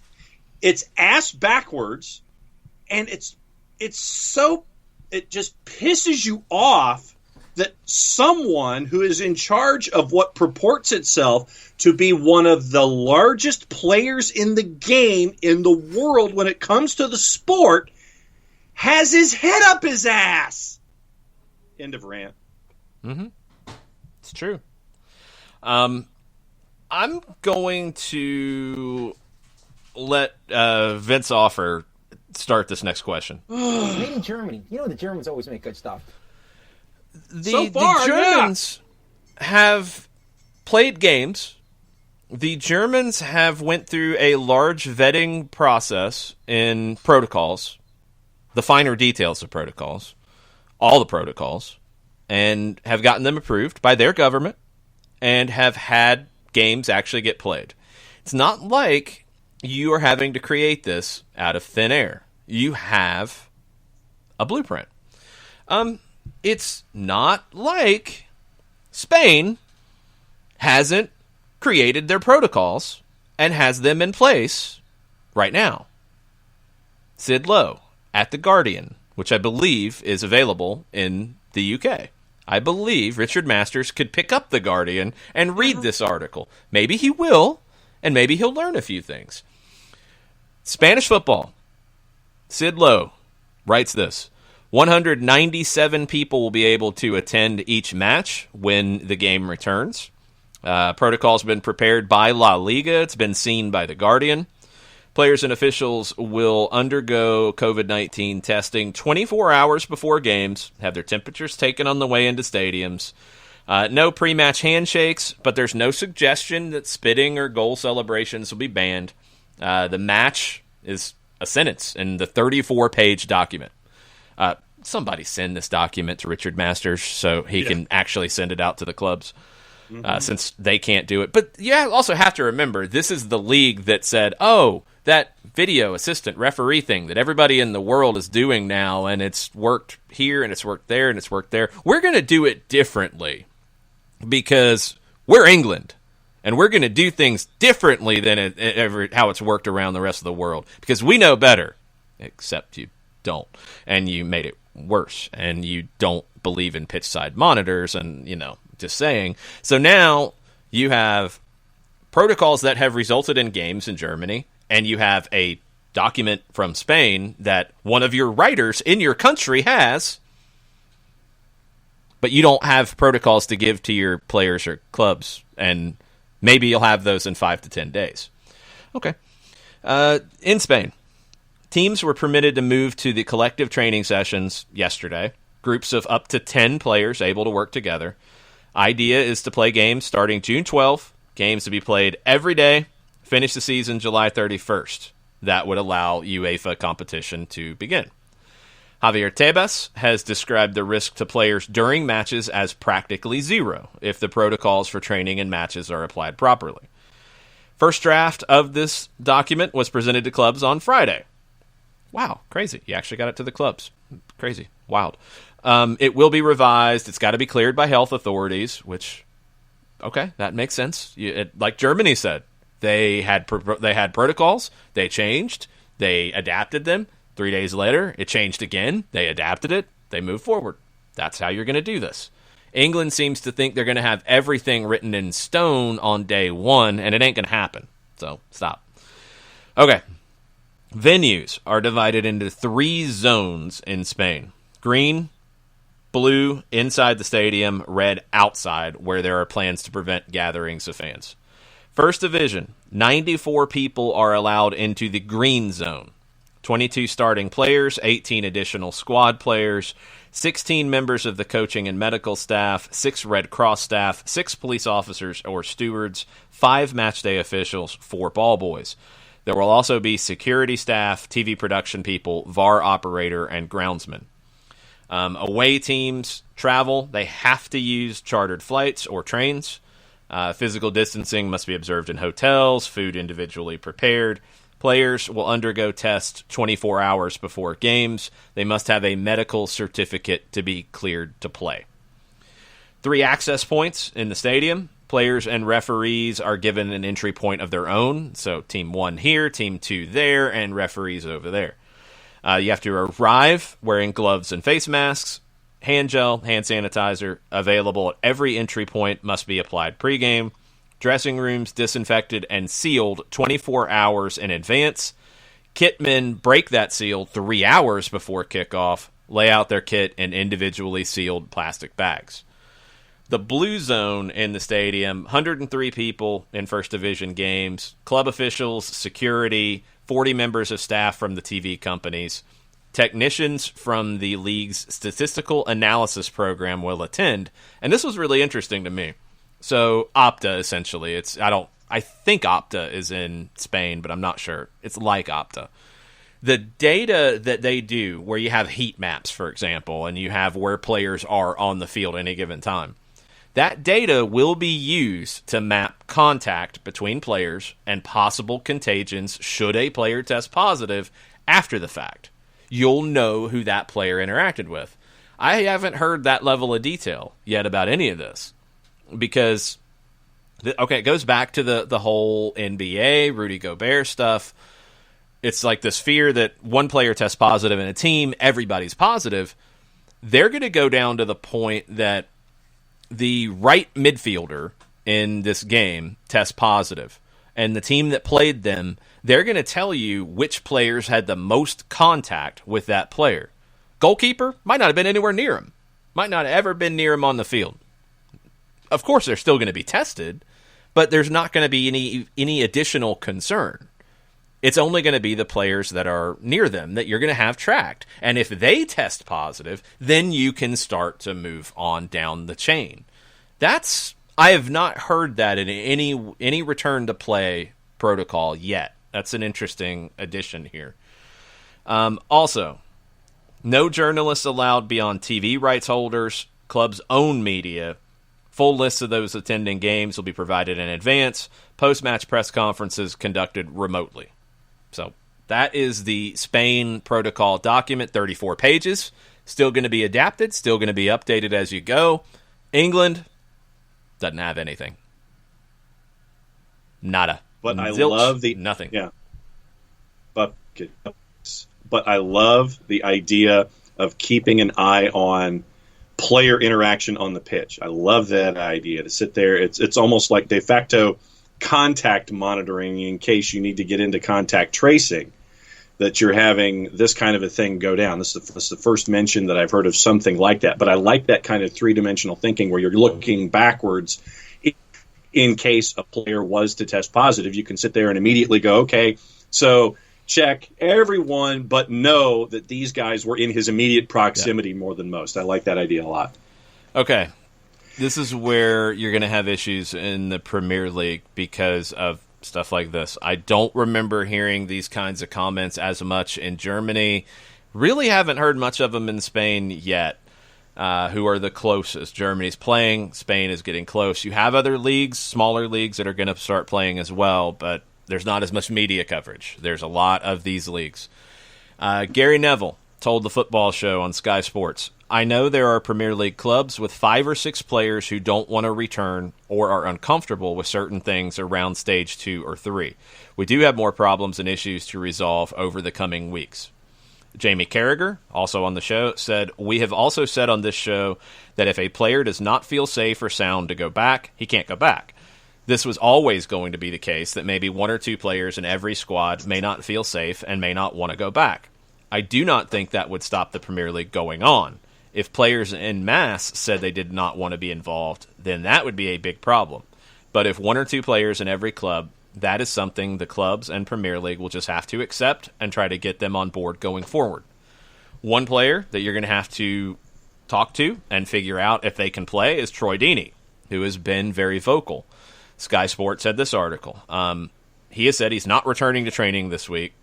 He said, we're due back in this week. I've said I'm not going in. It's nothing to do with financial gain. When I go into full detail about my personal situation, everyone here will go, no problem. My son is 5 months, and he's had breathing difficulties. I don't want to come home and put him in more danger. You've got to drive in your own kit. You can't have showers, then drive back in the same dirty kit you've got. If I'm putting my clothing in with my son's or my missus's, it's more likely to be in the house.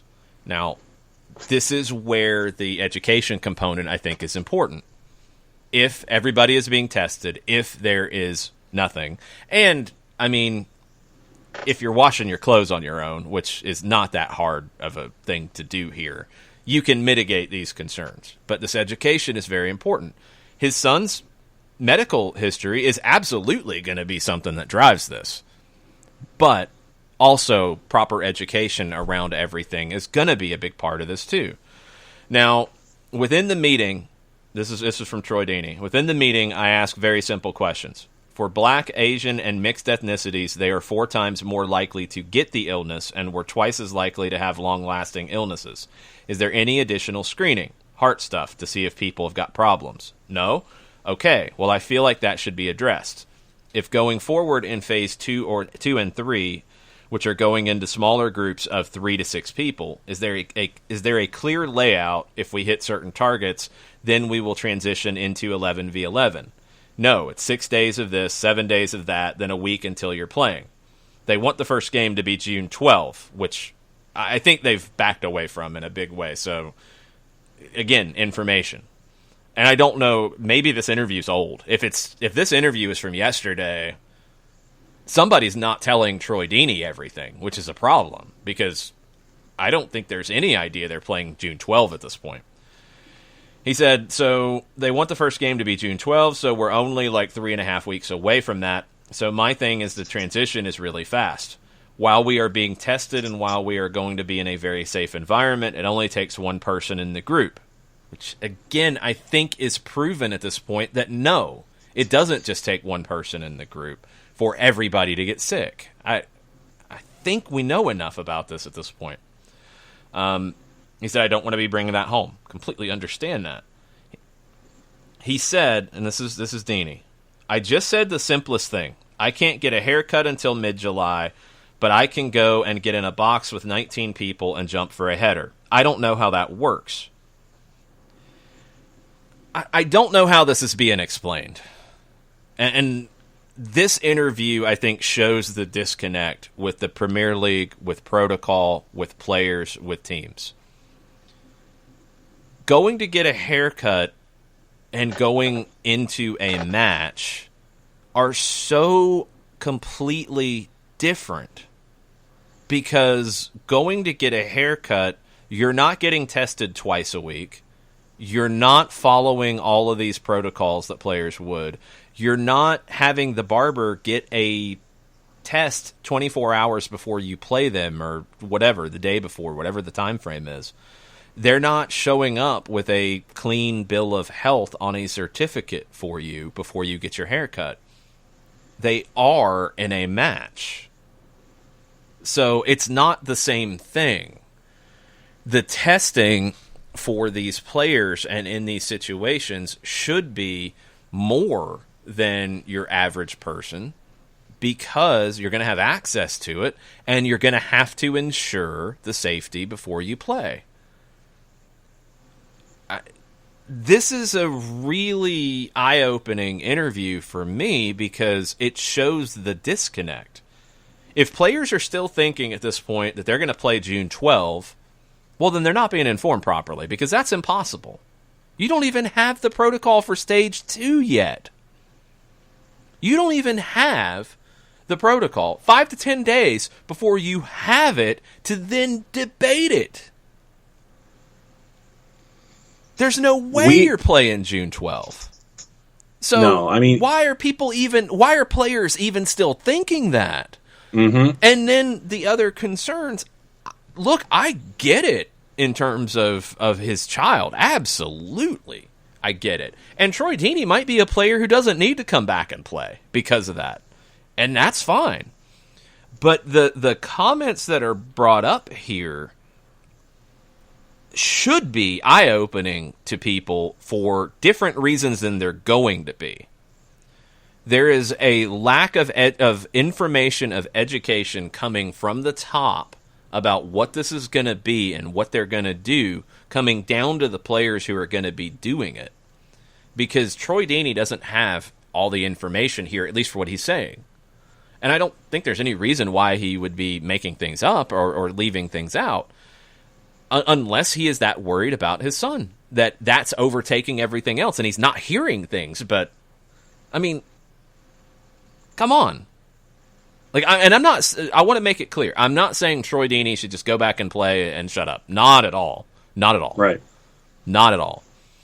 But this interview opens up a ton of questions about how the Premier League, how the clubs, how the players' associations have handled these conversations, because this feels very ill-informed. And if there are protocols, they should be answering a lot of these questions. And if in the meeting he is asking questions and answers are not being given, or answers are not being given to the, hey, that's a good concern, we're going to figure out the right way to address that, and we're going to bring that to you. If it's just like nothing, well then no, they're not going to get back on the field. And I'm not throwing shade at Troy Deeney at all. No. What this interview does is it should open everybody's eyes about how badly this process is being bungled in England. Because this is shocking to hear that a player would not be getting these answers. If Troy has a young child at home who there's a health issue worried about, then maybe Troy shouldn't play, or Troy should take additional precautions, or whatever.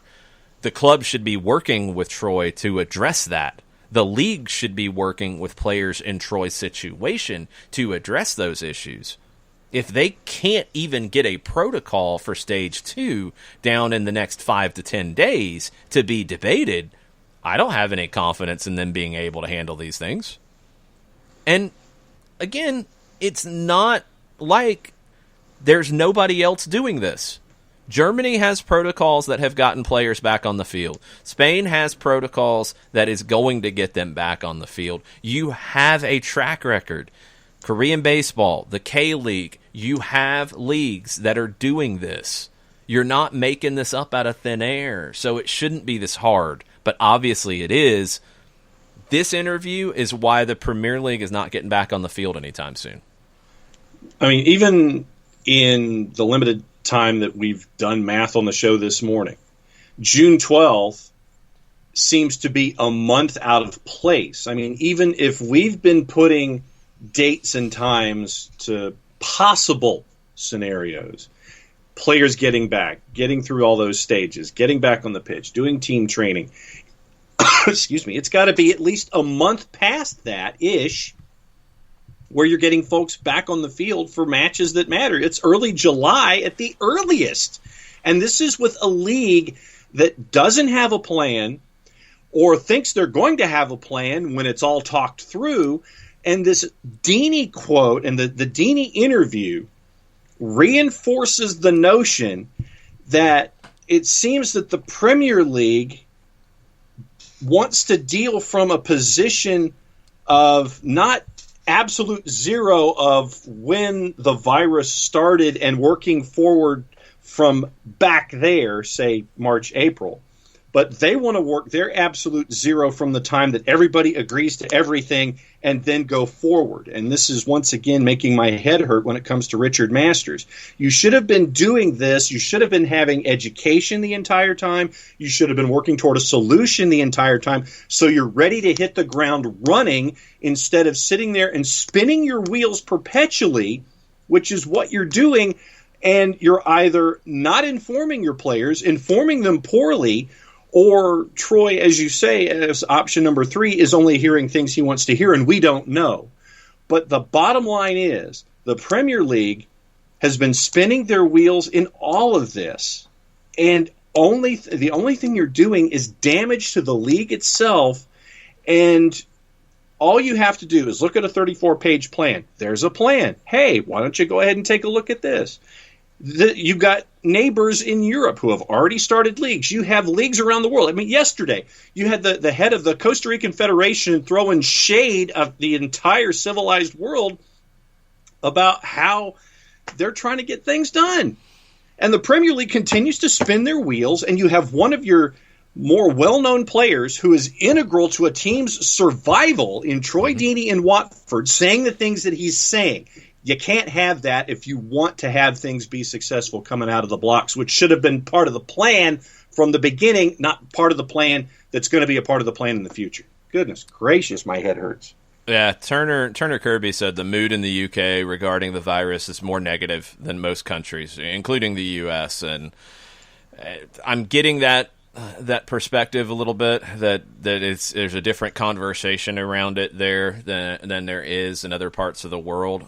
Understand that still doesn't absolve the Premier League and the Championship and the EFL and all of it across the board from handling this better.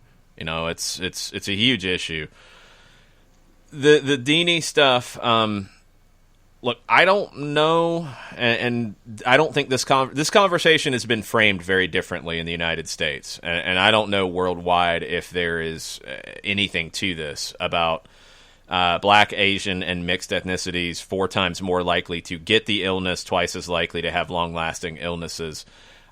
I don't know if there is anything backing that up in terms of why they are getting it more likely and why they're having longer-lasting illnesses. I know here there's been a lot of socioeconomic elements to that conversation that have come up more than because a certain race can get this more likely. And again, that's back to education. It's back to public health. It's back to, all of the people that should be forming these protocols, passing information along to their members and also figuring out how to handle these things. If that's a concern, do you have something to back that up to put Troy Deeney's concern at ease?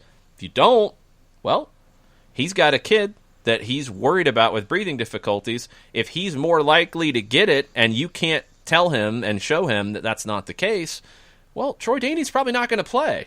Like you say, from a club perspective, he's a critical player. The club should be working to address these things. The league should be listening to the players and working to address these things. But you've got Richard Masters saying that the Stage 2 protocol isn't done.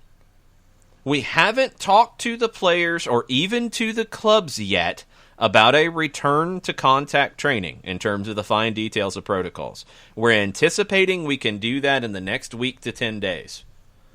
And you've got Troy Deeney saying, if going forward in phase 2 and 3, which are going into smaller groups of 3 to 6, is there a clear layout? If we hit certain targets, then we will transition to 11v11. No, it's 6 days of this, 7 days of that, then a week until you're playing. There's a massive disconnect here. Massive. And the Premier League will not play until they address it. Costa Rica showed with the way they handled pay a week after they stopped playing. So the end of March, they had agreed to how the pay would be adjusted between their players and their clubs. Everybody's been on board. Now, they haven't had as many issues with the outbreak. They're able to get back on the field, but they're still playing behind closed doors. They're still following protocols. Germany has dealt with it differently. They are on the field. They are playing games. Spain has a document that goes into detail of every step along the way. They know that's going to be adapted and modified throughout the process. Germany talked about that too. They have it. England has nothing. And what they have now are players who are confused, players who are scared, players who don't have all the information, and it sounds like nobody's really caring about that. And no, you're not going to have players get back on the field if that's the case. Ain't happening. Sergio Aguero has addressed concerns over the last couple of weeks. When the Project Restart conferences started, it was Mark Noble, the captain of West Ham, Troy Deeney at Watford. They were two of the most vocal out of the blocks. And I know that we can draw once again the comparisons. Before the Troy Deeney interview came out a couple days ago, when the conversations initially started, you could sit there and look at West Ham and Watford and draw the negative comparisons and conclusions that we've done with Hull City this morning in the championship. Getting this information from Troy Deeney definitely adds a whole lot of depth to his perspective in all of this. But the thing for me, once again, is that you have all of these leagues across the planet who have been proactive in this entire process about wanting to figure out ways to make sure that their players are taken care of, to make sure their players are as informed as possible, to make sure that you're keeping essential personnel up and running and a part of your day-to-day operations. Every place you turn, you see another country that has a plan. The one country that considers itself to be this bellwether of the sport, the Premier League, is the one who's the most reactive instead of being the most proactive in setting an example. You want to set an example for folks and be the number one? Then come up with a plan from the beginning and work your way all the way through. Be that standard bearer. The Premier League seems to prove over and over again that you are the standard bearer for reactivity as opposed to being somebody that should be at the forefront of all these kinds of discussions.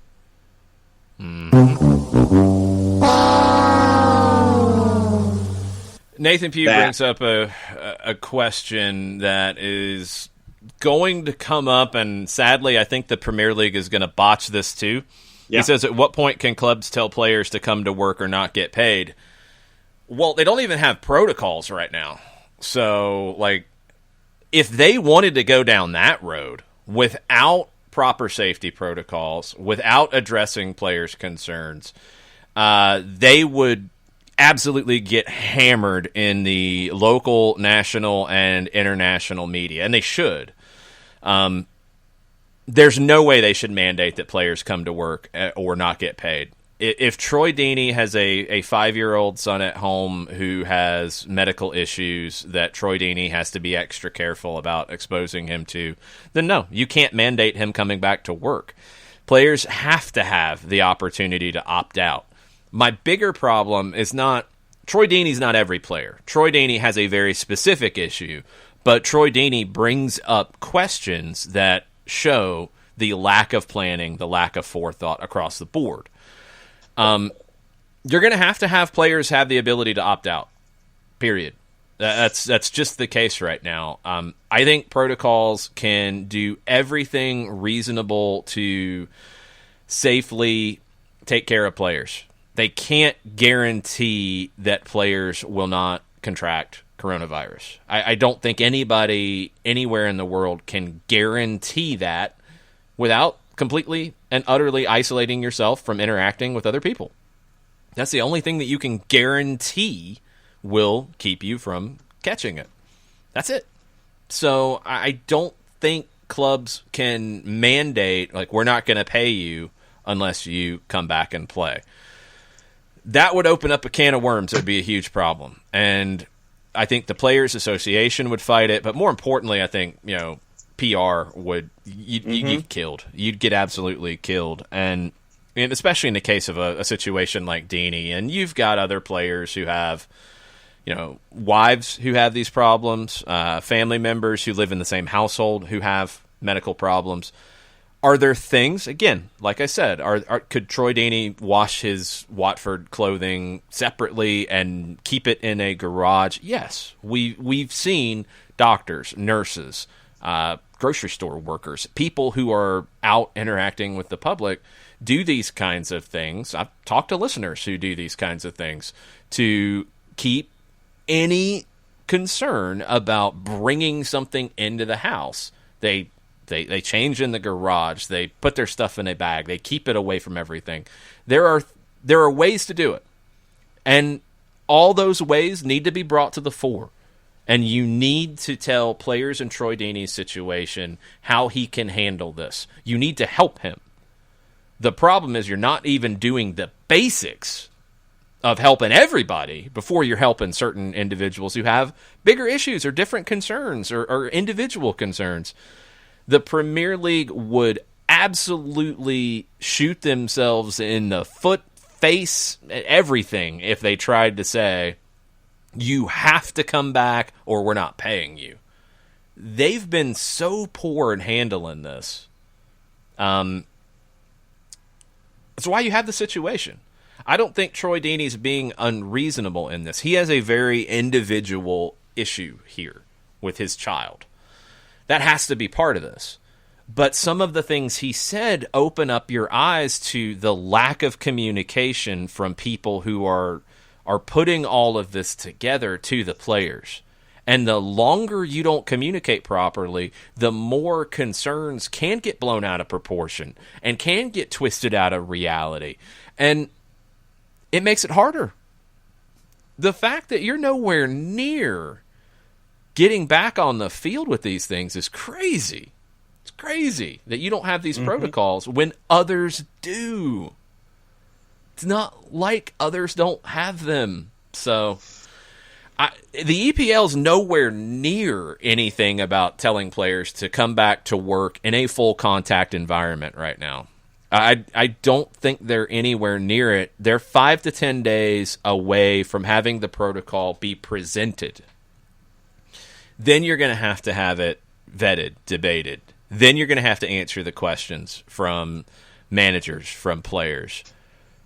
Maybe 10 to 20 days out from having it approved and then having contact training, and then minimum 2 weeks of that before you. Well, that's even to get to the small groups, and you're going to have to do that. I think first, at least a week of that, and then mid-July? 2 weeks. I mean, that's what you're getting more to where you're running that fear of.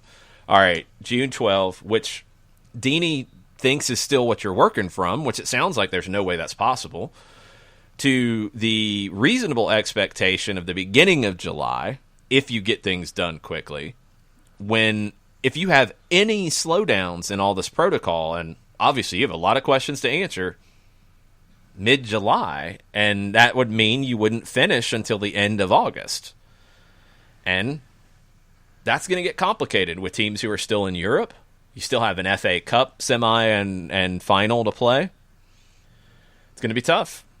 It's going to be very, very tough. You take about a month off, then start the next season. If you finish at the end of August, start the next season the beginning of October, you can make that up, but you're probably still going to be behind closed doors, and you're going to have to then negotiate with the players about how long they have off between seasons, and you're going to have a transfer window in there somewhere. And for a league that is the biggest league in the world in soccer, the biggest league financially, to be this unorganized, to be this poorly run, to be this poorly prepared at this stage, this didn't happen yesterday. It's mind-blowing, absolutely mind-blowing. And the Bundesliga and others who are doing this right are just showing the Premier League the way forward, and they don't want to see it, and they're not taking it. I had a couple of other stories that I wanted to get into this morning involving the Premier League, but because of the road that we're on this morning, it was about plans to miking up the managers and spies at each site during training. My head is splitting at Richard Masters. I'm going to go to my third story that I had on the board. And it comes from our friends at the Daily Mail and Daniel Davis. He says that UK government ministers reportedly vetoed an attempt to exempt sports stars from a 14-day isolation period. The new restriction was introduced as nations coming out of lockdown, with all returning British nationals and travelers placed into quarantine to avoid the spread of the disease. Now, according to The Sun, UEFA's proposals to finish the Champions League in August appear to have hit a roadblock. That's Davis's words, not mine. Mm-hmm. The measures will take international travel to the UK for foreign teams impossible, will make international travel impossible, and have posed football chiefs with a logistics nightmare. However, sports bosses appeared to have initially persuaded Culture Secretary Oliver Dowden to appeal for an exemption for players. Despite this, the minister has now been overruled by the Department of Health and the Cabinet Office.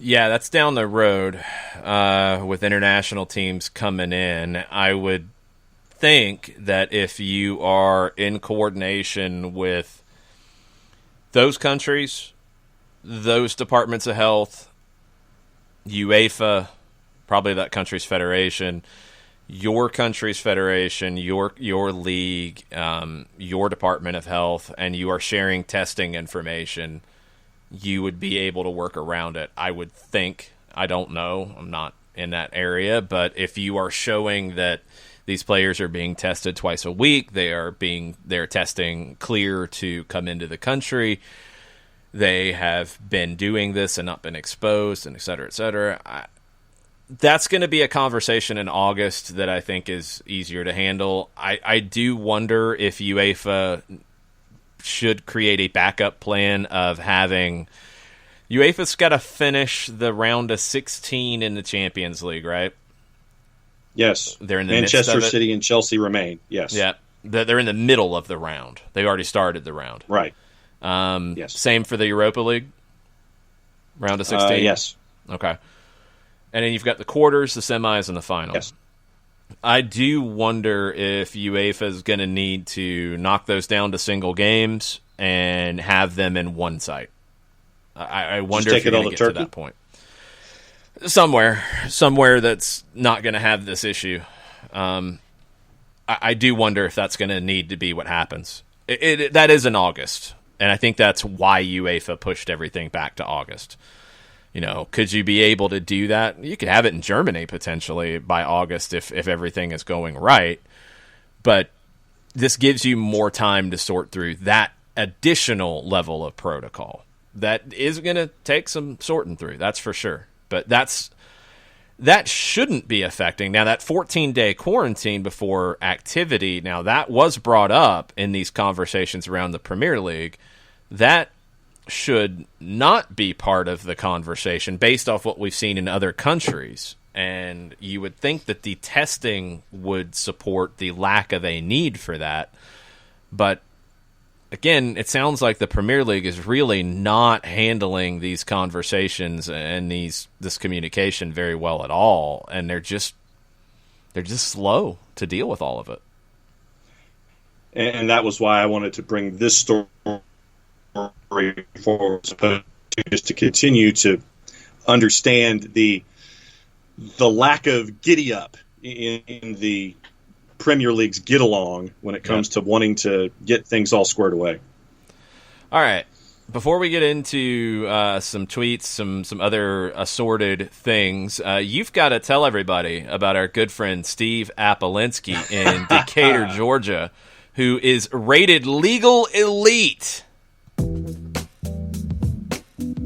by Georgia Trend Magazine. Well, tell us about it, John. Lawyers, a trial attorneys in Georgia. I was finishing your thought there. Dios mío.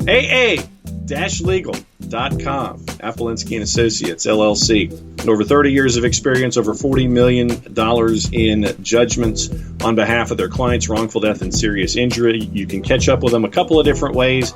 Go to the website, aa-legal.com. You can catch up with them there. The millisecond, the variable millisecond, or in the computer down here in Office HD, the 3 weeks later that the screen pops up and you can actually read stuff off the computer, pop-up window, low right-hand corner. You can have a chat with somebody live, 24/7, 365. If you want to get something off your chest, you can call for a free consultation, 404-377-9191, or give Steve an email at Steve, S-T-E-V-E, at aa-legal.com, Apolinsky and Associates. He is the man when it comes to wrongful death and serious injuries, one of the top 100 trial attorneys in the state of Georgia, as we said, legal elite by Georgia Trend Magazine, aa-legal.com, 404-377-9191, or aa-legal.com, Steve at aa-legal.com as well. There you go. The man. The man. I like it. All right. I am seeing that George Folks, who is, I want to make sure I have his proper title, because the British government's strange with titles. He is Baron Folks of Cumnock, British Labour cooperative politician. He joined the House of Lords as a life peer. He is also a Hearts supporter, according to his Twitter account. So, member of the government in the UK. His tweet, and there's a video to go along with it that I'm not going to. Well, let me see. I actually could play. It's not long. Okay, so the tweet from George Folks. Today, I asked the UK government to call on UEFA to investigate the SPFL decision to end the season early, despite UEFA recommendations to complete it. Let's see if I got George queued up. Here's George. I know sport is devolved, but international relations are reserved to the UK government. So will the UK government make representations to UEFA to investigate why the Scottish Premier League are not carrying out their clear instructions to complete the top-tier domestic competition? They are flouting what UEFA has recommended. Okay. In his Twitter bio, avid Hearts supporter. Hearts fan.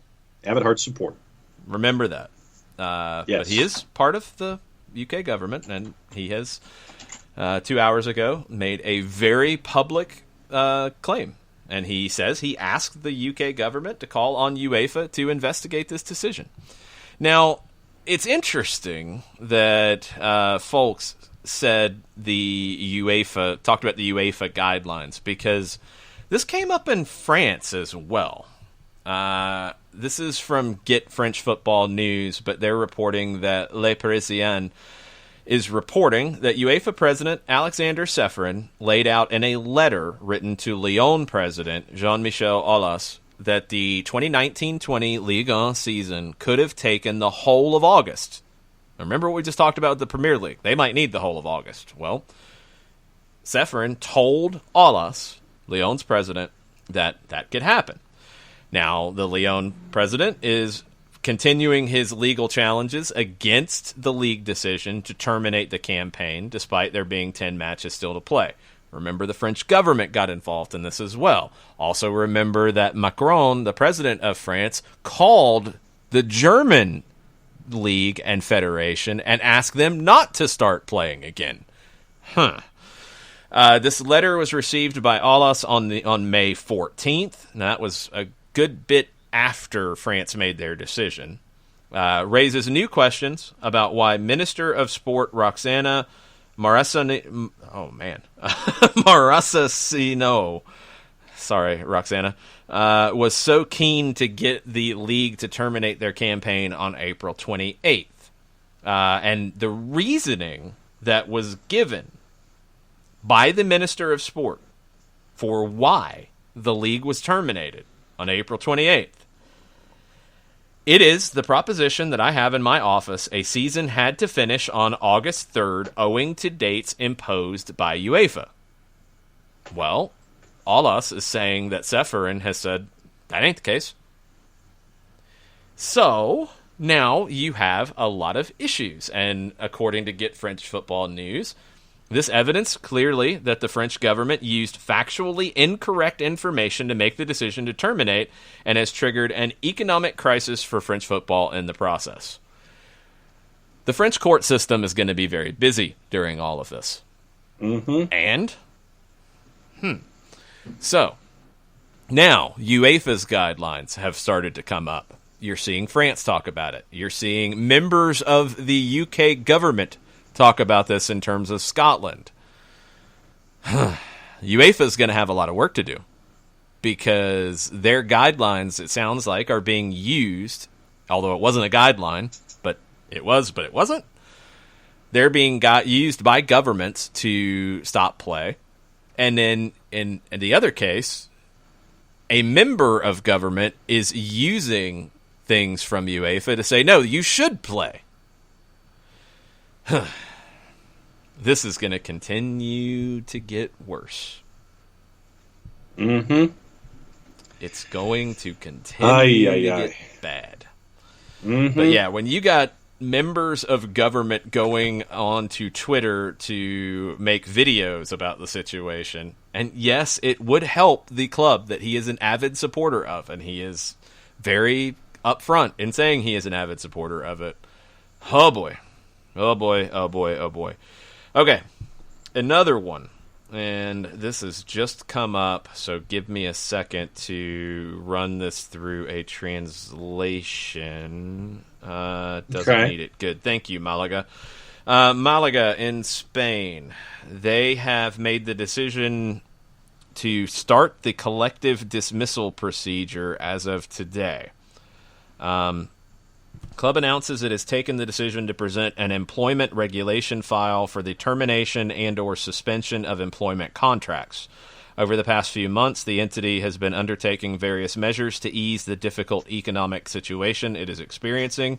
The restructuring of the club joins this package of necessary measures to ensure the permanence of Malaga Club de Football. The entity thanks fans and season ticket holders for their support during these difficult times and asks for their understanding in light of this complex process that starts today and that the entity will endure in the coming months with the sole purpose of committing to the future of our shield. The way it was titled that I saw elsewhere, they announce mass redundancies as a result of the economic impact. Let's make sure I get this right. So they are... It doesn't sound like it is bankruptcy quite, they're trying to get out of contracts, which is something in our country that bankruptcy will allow you to do. I think about this from a retail perspective because I've been through it, where companies declare a certain chapter of bankruptcy to allow them to break leases, for example, to break contracts. It sounds somewhere in that ballpark, and I don't know Spanish government and Spanish bankruptcy law, but this is significant. Yeah, and it came out 2 hours ago, and you're looking at the Daily Mail came out with a piece, and then I'm going to apologize up front if it's somewhat redundant. Adam Shergold, they are the first club, obviously, in Spain to initiate collective redundancy in the reflection of that impact. Malaga says that it starts as of today. That's when all of their dismissals start. So such plans for massive layoffs in Spain are known as ERE, or Expediente de Regulación de Empleo. And it obviously it remains to be seen if Malaga is going to be the last club to do this. They were relegated from La Liga at the end of 17-18. And in February, a Qatari businessman who bought them in 2010 was removed as their president for 6 months. That decision was taken by a Spanish regional court because of charges of the alleged misappropriation of funds. And they're right now in administration, basically. A judicial administrator is running the club. So it's something else that so they're in a little bit different category, too. Yeah, so Malaga's been in a bit of deep water ever since the first of the year, and this is just the next step, sadly, in that. So a couple of things that I'm seeing really quick. Employer to fall within this collective dismissal, collective redundancy thing, employers must plan to dismiss or make redundant between at least 10 and 30 employees within a period of 90 days, and it depends on the company size. So it's a large number of people that are going to be let go and moved on from this with Malaga, which, like you said, already had financial issues. It's had them for a while now, but it sounds like it just got really bad at the beginning of the year, and this was not a time that it could get worse, but it has. So keep an eye on Malaga in Spain, and we'll try to keep you posted there. Bernd Dursberger, who listens to the show and keeps us updated on what's going on in Germany, mentioned this, and I see it come across right now from Florian Plettenberg, who covers Bayern and the German national team. Florian said that the president of I believe this is of the federation in Germany, has spoken with Karl-Heinz Rummenigge, spoke with him this morning. Keller is this president, and he finds the current salaries and replacements to be ashamed of others. This is translated, obviously. Rummenigge has mentioned it. Keller is with him. They want to push through a salary cap by expanding financial fair play. Planned for this a working group and a letter to Alexander Seferin at UEFA. Rummenigge has brought this up like every day. That's what Dursberger told me, is that, you know, this is coming up on the regular basis now in Germany. Salary cap. Expanding financial fair play to get there. Okay, is it a salary cap in the sense we know? Maybe. Is it more along the lines of what La Liga has? Maybe. But yeah, it's a huge issue, and Rummenigge keeps talking about it. It was in the papers yesterday. Now it's being talked about again today, that you're going to see something along these lines. And it's not just Germany talking about doing it for themselves. They're trying to talk to UEFA about it. Very interesting time. And I've said this for a long time. We've talked about it on the show. I feel like the game around the world is going to look more like it does in this country than the other way around. That was pre-coronavirus. I think the virus and the stoppage and the financial issues are only going to accelerate that.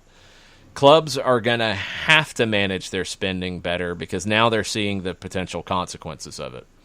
And I do think it's going to be a different world after all this. I really do. Tofka with a note from MLS. FC Cincinnati fans are being asked to help make the club West End Stadium. What's the West End going to look like? FC Cincinnati is putting it to fans. Fans will have 5 days to register their votes for their favorite Final Bowl seating design from a group of 4 patterns designed by Populous. So FC Cincinnati will reveal the winning design for the fans section of West End on Wednesday, May 27th. Pretty cool. Like it. We'll see what kind of designs come out of that.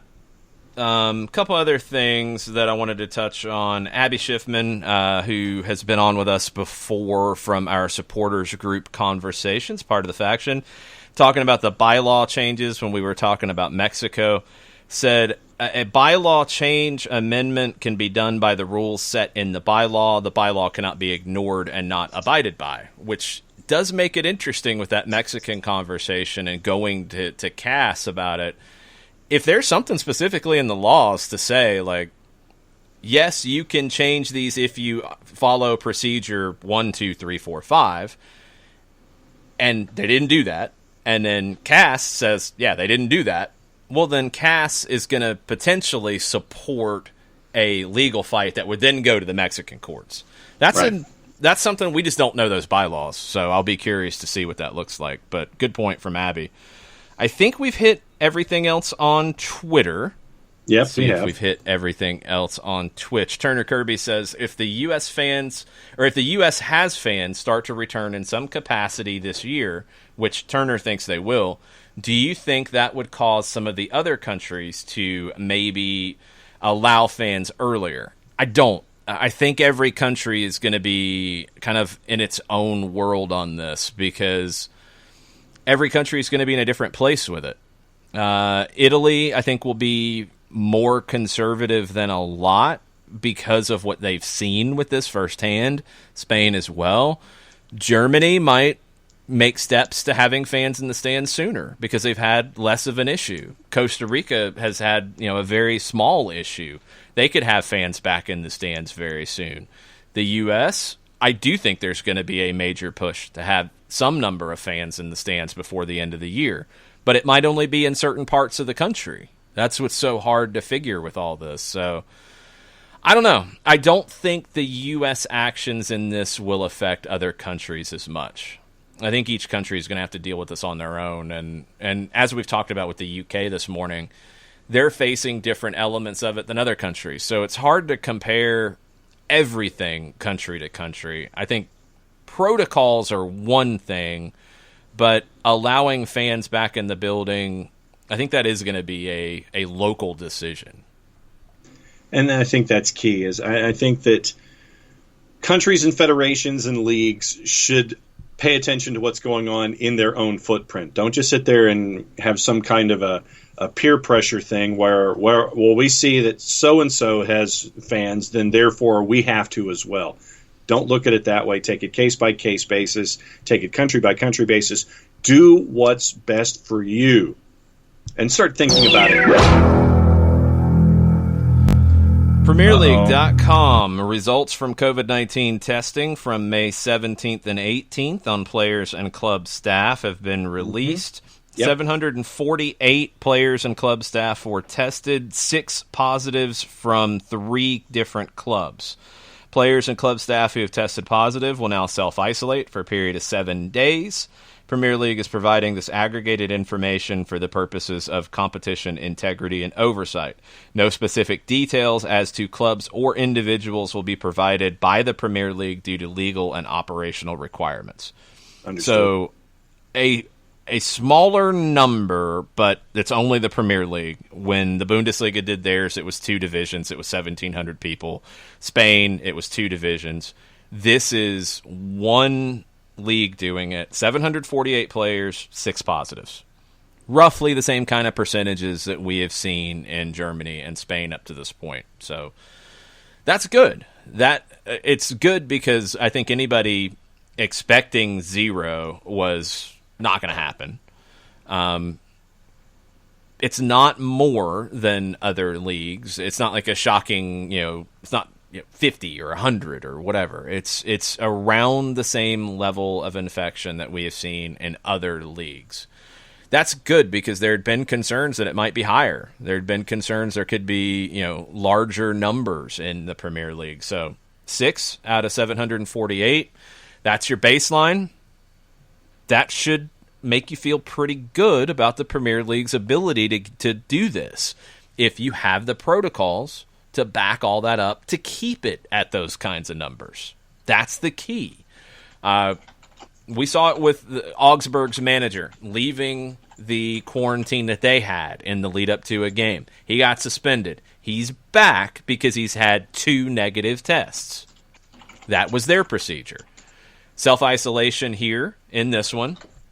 We don't know what that exactly means in coming back to play. So if they got to stay away 7 days, okay, you're still very early in process. You're still in just individual training right now.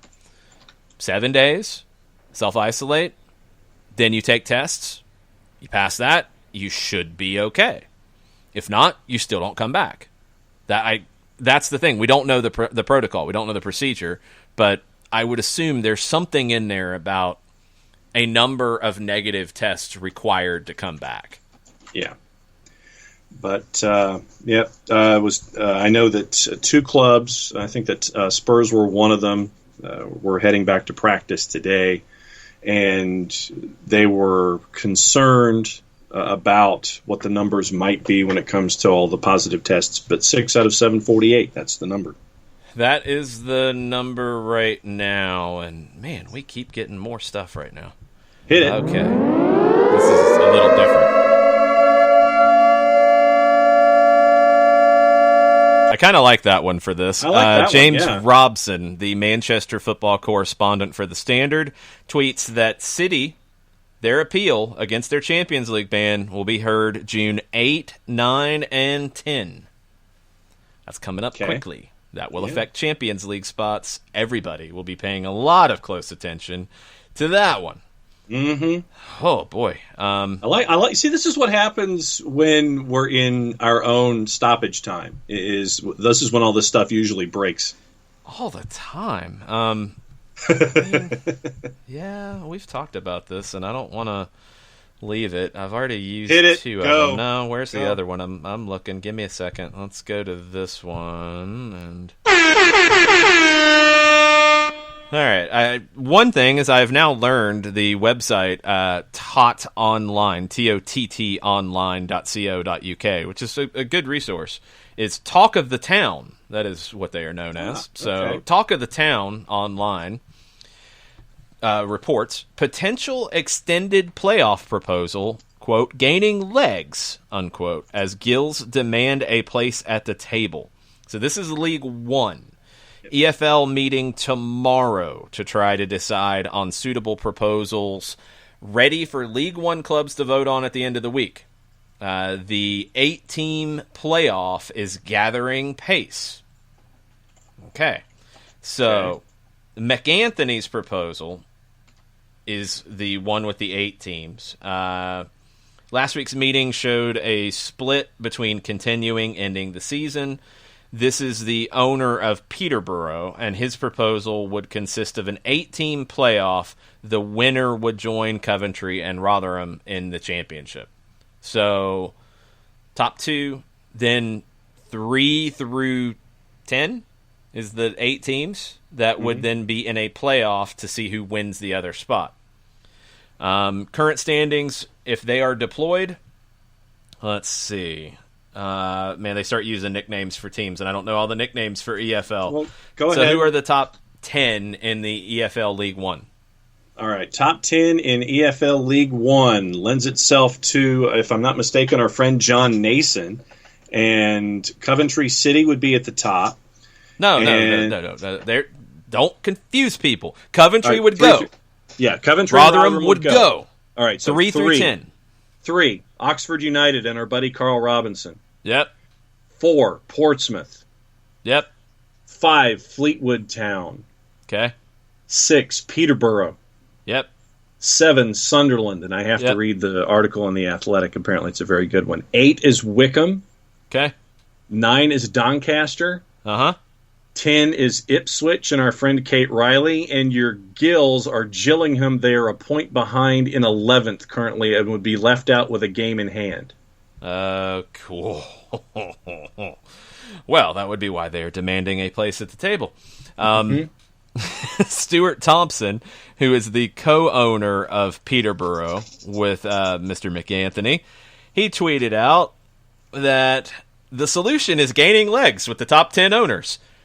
Really? The 10 owners who would be in this and the 2 who would be getting promoted, they like the idea.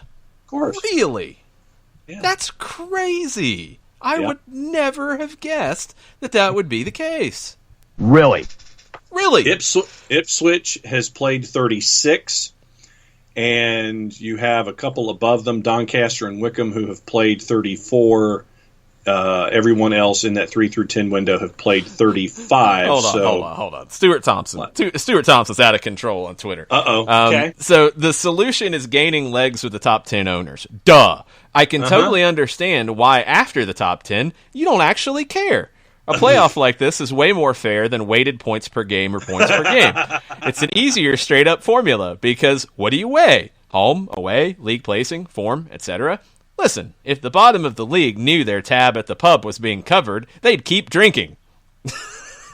We'd all be playing like the Premier League and the Championship. The only real decision would be who would fill the remaining 10th spot and therefore take part in this tournament. Okay, so Stuart Thompson using bar tabs to cover this. Well, like you said, Steve Evans of Gillingham, not really very happy about this. Nope. He believes an unweighted points per game calculation should settle the table. That is the EFL's preference. That would mean there would be some leapfrogging that would happen. Ipswich is 10, right? They would get leapfrogged by Gillingham into the 10th spot. Evans to the Kent Messenger said, he is the boss at Gillingham. The first thing to make clear is that the EFL will have promotion and relegation throughout. Rick Perry, the league chairman, made that clear when he addressed us managers in League One last Friday. And there's one of your mistakes. Okay, but this is the promotion side of it, which we're not talking about getting rid of. Further, to get everyone up to level games, then average points per game needs to be added to those playing catch-up with fixtures. That would take us into the top 10 and be a part of these matches. In the event that happens, I would trust we will give a good account of ourselves and perhaps even win them. No big clubs can get a free wild card. If you don't have the points, you're not involved. That's going to be a fun one to fight out. I guess I know which jersey I'm wearing tomorrow. Which jersey are you wearing tomorrow? Gillingham. Okay. Ipswich Town fans are going to be furious. Kate Riley will be mad at me, I know. Yeah. Because you're voting on points per game. You're saying that that's what it should be. Burton Albion, who is in 12th right now. What's their situation? They have, because of the financial problems that have been put forth by the club because of the pandemic, Nigel Clough is stepping down as manager and is going to be replaced by Jake Buxton, and he will take charge as a player manager in the coming weeks. Brewers chair Ben Robinson. Unfortunately, the coronavirus pandemic is having a dramatic impact on all football clubs, meaning we have to make difficult financial decisions going forward in order to safeguard the club and ensure it still exists for the supporters and the benefit of the community for generations to come. So Nigel Clough is stepping aside, and you're going to have a player manager for the remainder of the season whenever it starts, if it starts at Burton Albion. Yeah. If there is a remainder of the season. Yeah, so Burton Albion currently in 12th, and they've made a financial decision. And it's in points per game. Doesn't that move Wickham from 8th to 3rd?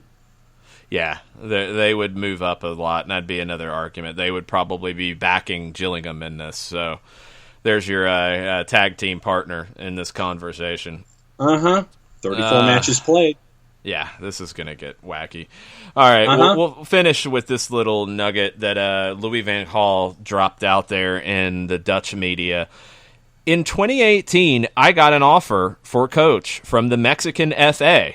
I couldn't have refused if I was alone in this world. They are creative, youthful, and talented. However, there are other agreements, and in brackets, with my wife. Who took that job with the Mexican FA? I wonder, who is that person? That's Tata Martino. Louis van Gaal says he was offered this. Let's see if there's any more detail here. It was just an interview covering a lot of different things. I was able to become national coach of Mexico. I thought Mexico was a country that would suit me. I speak the language, and they have a very good selection. Biography on Louis van Gaal was published this week. LVG, the trainer and the total person. I wonder if there is an English version of that, because I might have to look for this. I think that's it about the Mexico job. But he had agreements with his wife that he would not go to Mexico, so he's not in Mexico. And Tata Martino is, and he left Atlanta United to go take that job. Could have been a little different, and the Dutch connections are maybe even a little more strong than you would have thought, because it all ended up the way that it did, because Louis van Gaal had an offer. I wonder if we'll hear anything else about that. I'd never heard that. I'd never heard that he had been offered. So, very, very interesting. All right. Look, we went about an extra 26 minutes. We're not going any further.